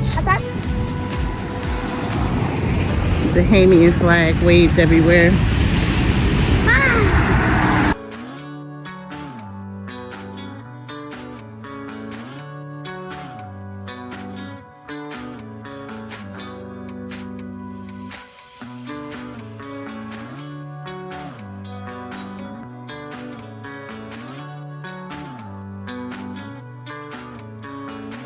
So right across from Sandals Resort, like for real, y'all. This is what we're looking at. This is what we're looking at. And here's Sandals Resort. Just saying. Just about that. Say it out there. Just saying. Go right across. Yeah, like AK-44. Cable Beach is a stunning neighborhood located on the northern shore of New Providence Island in the Bahamas. This neighborhood is named after the underwater telegraph cable that was installed in 1892 to connect the Bahamas with the United States. Cable Beach is known for its gorgeous white sand beaches, clear turquoise waters, and stunning sunsets. It has been popular among tourists for many years, but its history extends beyond tourism to its significance in the nation's infrastructure. In the early 1900s, the government of the Bahamas began developing the area as a resort destination. In 1949, businessman Wallace Groves bought 1,000 acres of land in the area and began developing it as a tourist destination, which eventually led to the construction of several hotels, casinos, nightclubs, and restaurants. One of the most iconic landmarks in Cable Beach is the Baha Mar Resort, an expansive multi-billion-dollar resort complex that includes several luxury hotels, casinos, restaurants, and amenities, such as golf courses and a spa. Baha Mar opened in 2017 and is one of the premier destinations on New Providence Island. In addition to Baha Mar, there are several other hotels and resorts in Cable Beach that offer a variety of options for travelers. These include the Grand Hyatt Baha Mar, the Amelia Nassau Beach, and the SLS Baha Mar. Beyond the beaches and resorts, Cable Beach has various other attractions and activities. Visitors can check out the vibrant Nassau Straw Market, which is famous for its handmade Bahamian crafts, or explore the historic Fort Charlotte, a British colonial-era fortress built in 1788. Overall, Cable Beach has become one of the top resort destinations in the Bahamas, attracting visitors from all over the world with its stunning scenery, exciting nightlife, world-class amenities, and rich history.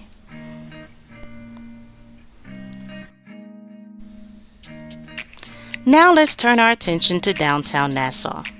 Downtown Nassau is the commercial and cultural center of Nassau, the capital city of the Bahamas. It is a bustling area filled with shops, restaurants, hotels, and attractions.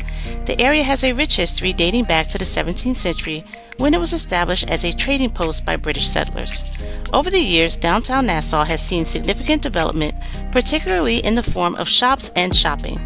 The area is home to a wide variety of stores ranging from high-end luxury brands to souvenir shops. Some of the most popular shopping destinations in downtown Nassau include the Straw Market, Bay Street, and the Nassau Pier Marketplace.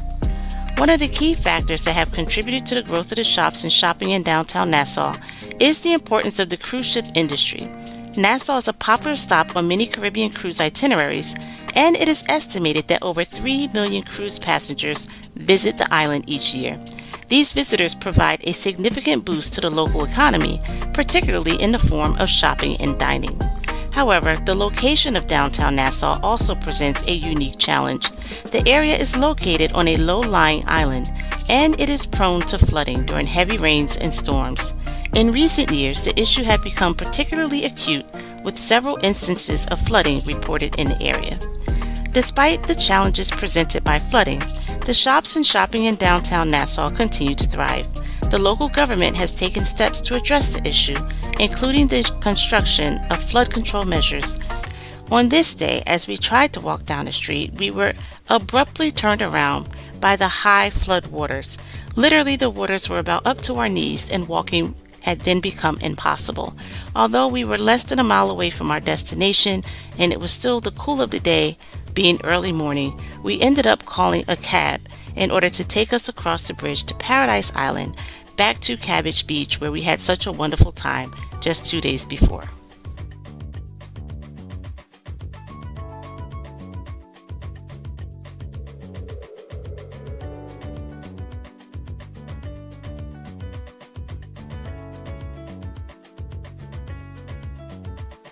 Okay, so it's a conch trumpet, most iconic form of seafood in the Bahamas, but for the sake of this video, we're gonna get straight to playing. Okay. What you wanna do is YouTube how to play trumpet. Buzz the lips like that. Place the lips in the center. Same buzz. And also remember, if you hold it like this, it's more difficult to play. Okay. It's easier to play if you leave the hole open, but this is how I manipulate the sounds. Right. Shallow, I think this calls for you. Okay. Put that on TikTok, please. Sure. Oh, so you just pick whichever one you want, and then I'll give you a vaccination. Except for I like that one for me. Did you say a vaccination? Yeah, I'll vaccinate it. What in the You world? gotta exfoliate the skin, you know? Oh, okay. Oh, that's the one you like? I like this one. But do you mind if I sound test it? Or is Sure, it- sound tested. I'm looking at the edges of these too. I see they all a little bit different. They Hang are on. very different. All right, hang on. You know- I like this one. You like that one better? This is very cool too. Yeah, This they is both. awesome. It's ready. So Yeah. just so you know, yours works. And then also, Mom, when you get home, if the kids are gonna play it a lot, this is how I smooth out the mouthpiece, right? I just kind of go like that. But if the kids are gonna play it a lot, you just get a sandpaper and smooth out this edge right here a little bit more when you get home. Okay. That's it.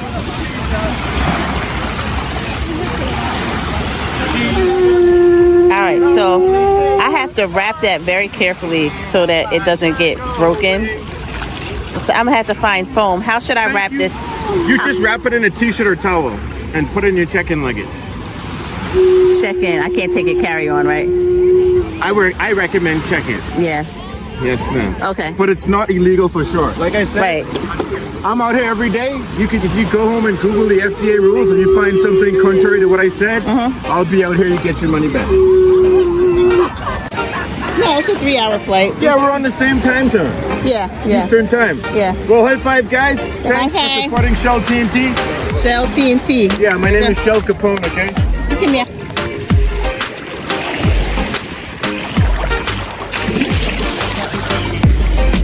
Was that a big splash? Yeah.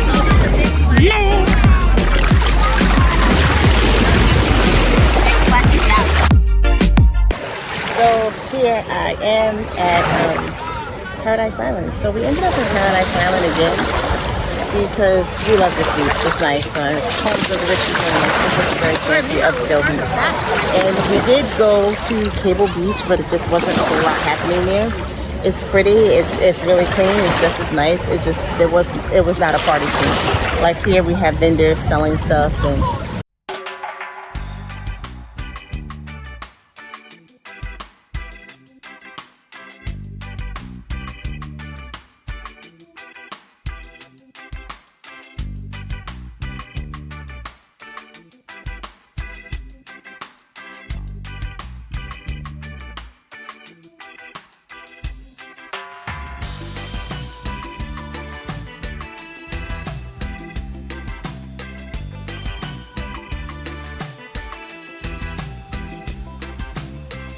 Alright, we're walking across the Sydney Poitier Bridge. We're walking across it now. This bridge is officially called the Sidney Poitier Bridge, named after the famous Bahamian actor who was born in Miami but raised in Nassau. The bridge spans the Nassau Harbor and connects Nassau, the capital city of the Bahamas, to Paradise Island, a popular tourist destination. Construction of the bridge began in 1998 and was finished in 2001 at a cost of around $30 million. Before the bridge, the only way to get to Paradise Island was by boat or helicopter, which made it a more exclusive destination mainly accessible to the wealthy and famous. However, the completion of the Sidney Poitier Bridge made it more accessible to people of all economic backgrounds and increased the island's popularity as a tourist destination. As we walk back to downtown Nassau, guess who we see again along the way? Mr. Tommy himself. Well, he didn't sing to us this time, but we did get some high fives. Before we headed back in for the evening, we decided to stop at Señor Frog's for dinner. Señor Frog's is a lively and vibrant restaurant and bar that specializes in serving traditional Mexican food to its customers. Their drinks menu features a wide selection of cocktails, including classic margaritas, daiquiris, and frozen drinks. Originally founded in 1969 by a group of young entrepreneurs in Mazatlan, Mexico, Señor Frog's quickly became famous for its fun atmosphere, delicious food, and friendly service. Over the years, the restaurant chain has expanded to more than 20 locations worldwide, including the popular downtown Nassau branch. The Señor Frog's in downtown Nassau first opened its doors in the early 2000s and quickly became a popular destination for tourists and locals alike. The restaurant is known for its lively ambiance, complete with music, dancing, and giant margarita glasses. Today, Señor Frog's continues to be a favorite spot for visitors to Nassau. Its location in the heart of the city makes it a perfect stop for anyone looking for a delicious meal, a cold drink, and a lively atmosphere while enjoying a beautiful day at the Bahamas.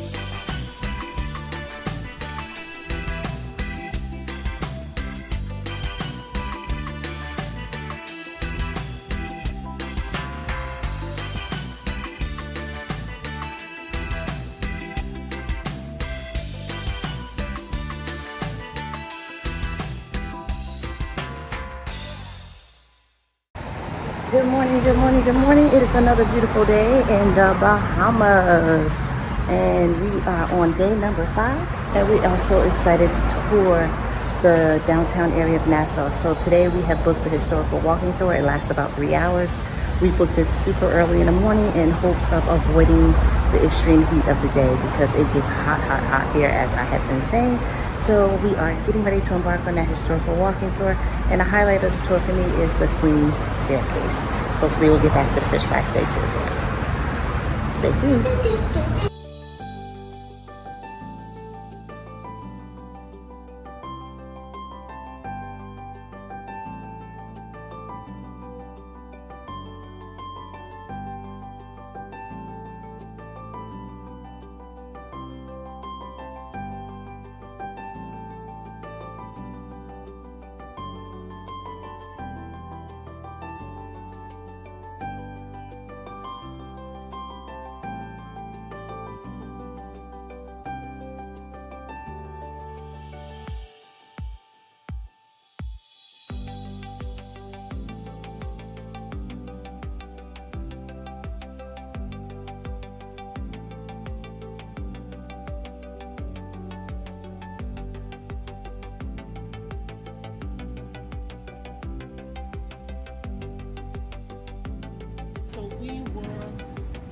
so-called discovered in 1492 by Christopher Columbus. But when he came in, there were some Taino people here called the Arawak or the Hawaiian Indians. Now he wanted to lay claim.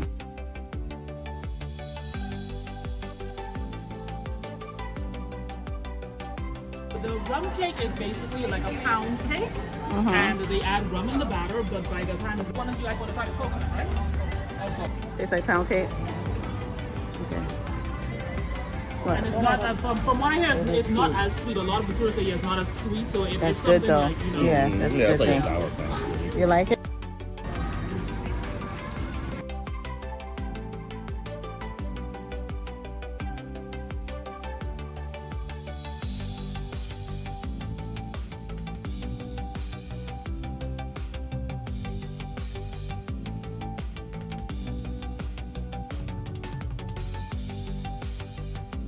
It's good.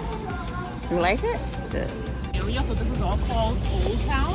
So a lot of these look like houses, but none of them are houses. They're all buildings, all commercial.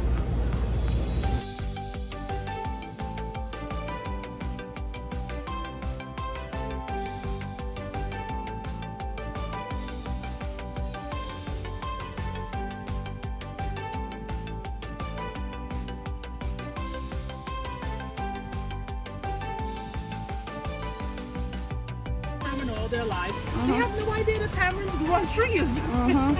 I was like, that was hell. I love to find the little idiosyncrasies about people. No, there's a tree.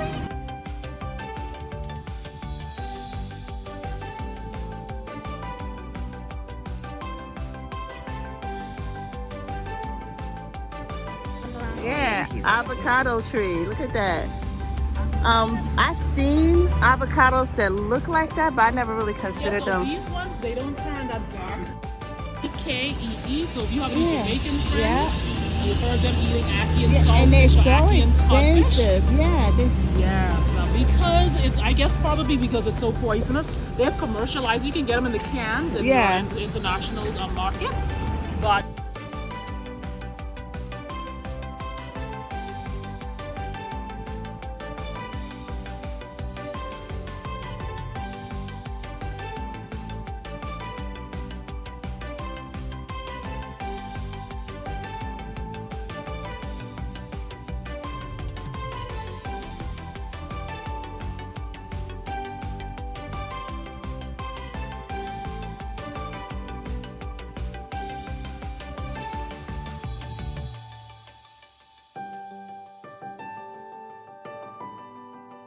secondary title was Viscount Fincastle. Of course. Everything built by slave power. Yeah, you're so talented. The cannons are all replicas though, not real.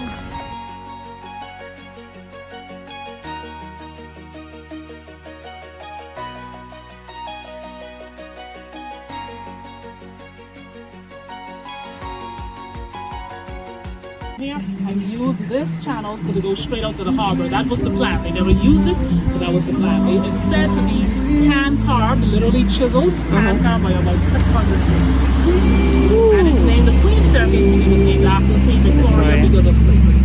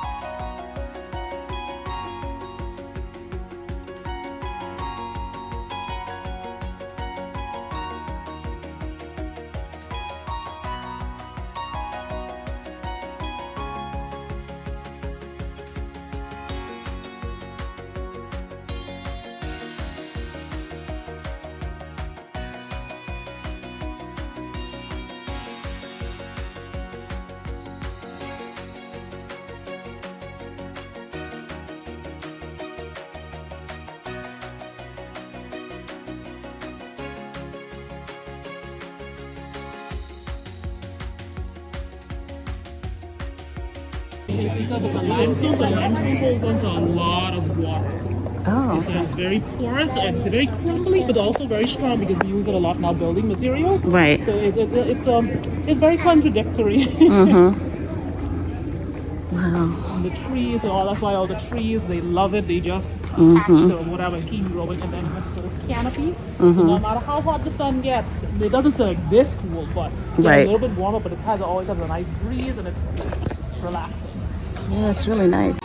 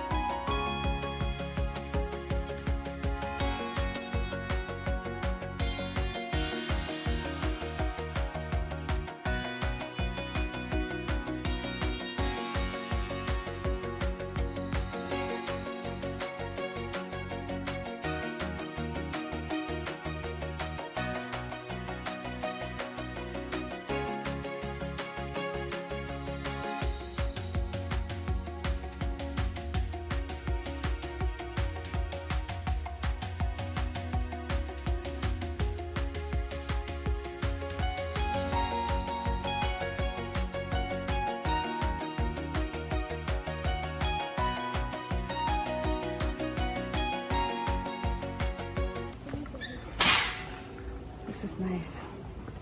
This is more the hand-painted tile. I had a guest from the Netherlands, and he says this looks like this is from Tuscany. So maybe Yeah. the Italian family here is from Tuscany.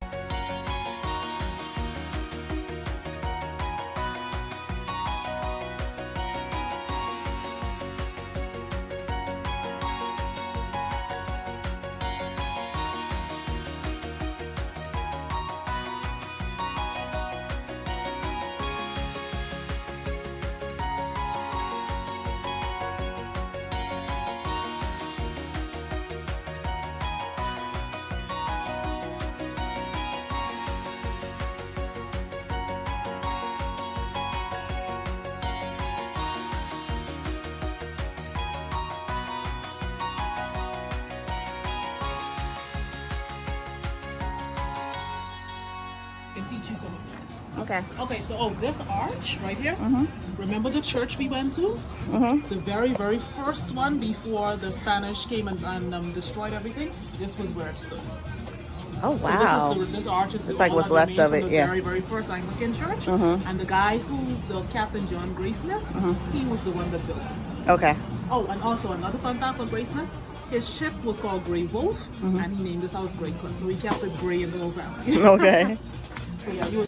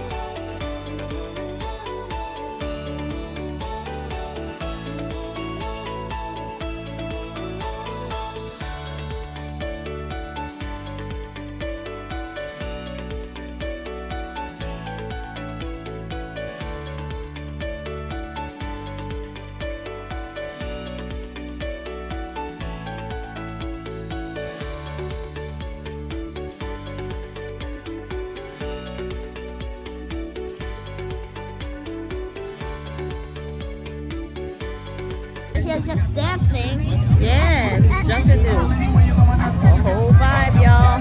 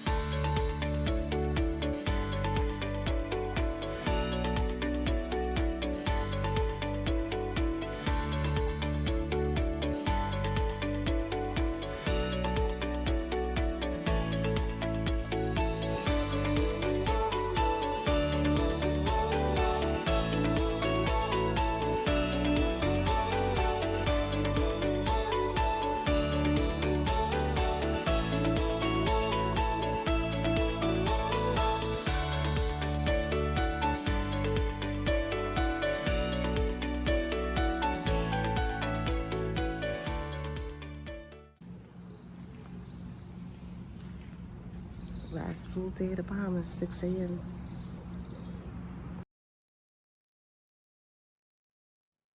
Good morning, good morning, good morning. This is day 6 of our vacation in the Bahamas, and it is a gorgeous morning. As you can see, the pool has leaves. The pool has leaves in it from the storm last night and this morning. It rained quite a bit, but we are excited. On today's agenda is birthday celebration. We're hoping to head down to the Pirates Museum and see some of the other museums downtown. Yesterday's tour was very extensive. Hello.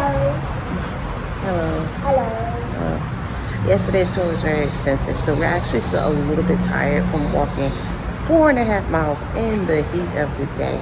But we're geared up for today's events, and we're bringing you along with us, so stay tuned.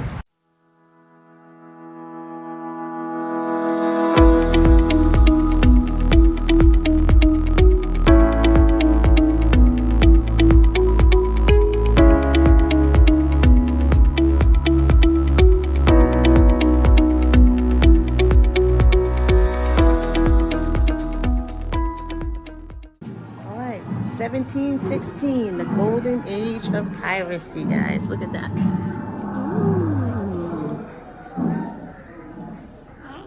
Okay, so we are in the world-renowned Pirates Museum in Nassau, Bahamas, and today, Shantytown, golden age of piracy, a place of refuge for all sailors.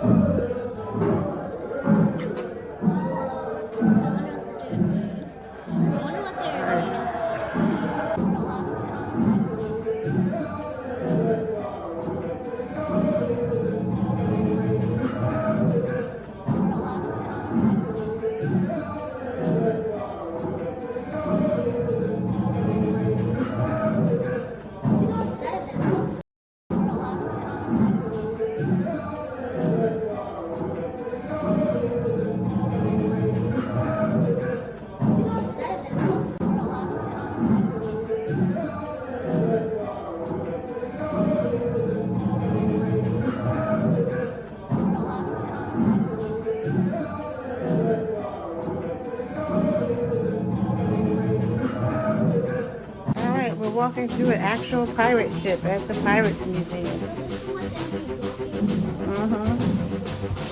So this is a pirate ship, guys. This is what it would be like to get on a pirate ship.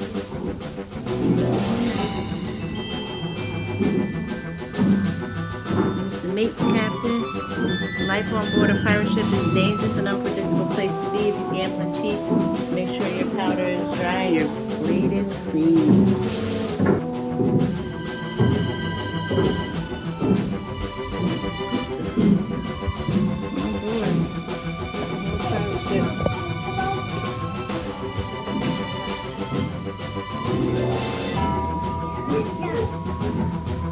Lower deck of a pirate ship, the way it would look in 1716.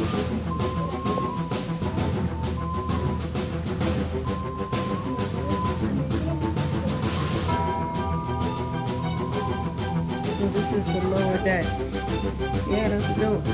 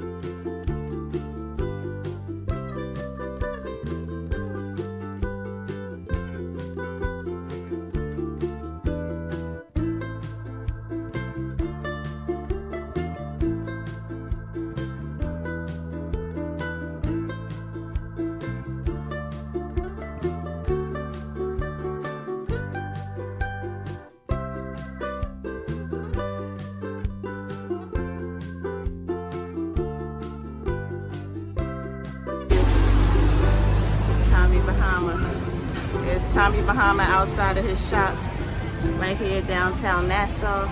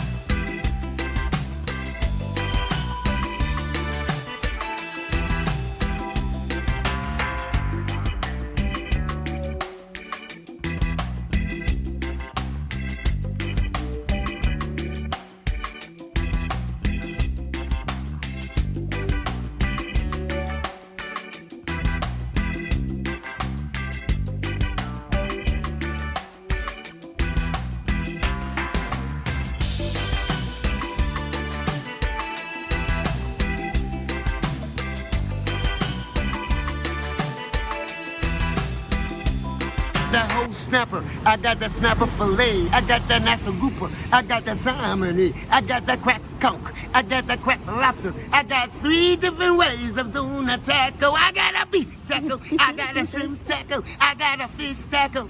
Upstairs. Upstairs, Tommy Bahama. There's Tommy Bahama, that's Come check it out. in the flesh. The real Tommy Bahama. Tommy Bahama, you stole my name. I'm coming after you. I'm going to take a lawyer and bring him to you.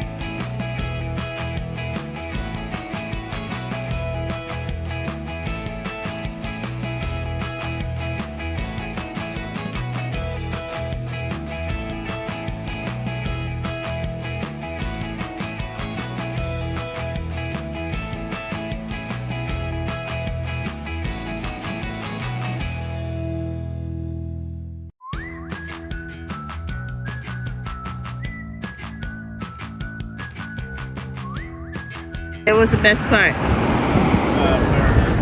Paradise Island, yes. This is that time where a wonderful trip filled with laughter, joy, fun, lots of sunshine and activities turns into a memory. Thank you so much to the people of the Bahamas for welcoming us with open arms, showing us around your town, and catering to our every need. We will remember fondly Mr. Tommy Bahama. Shout out to you and all the people who joined together to entertain us, strangers in a foreign land, for a time.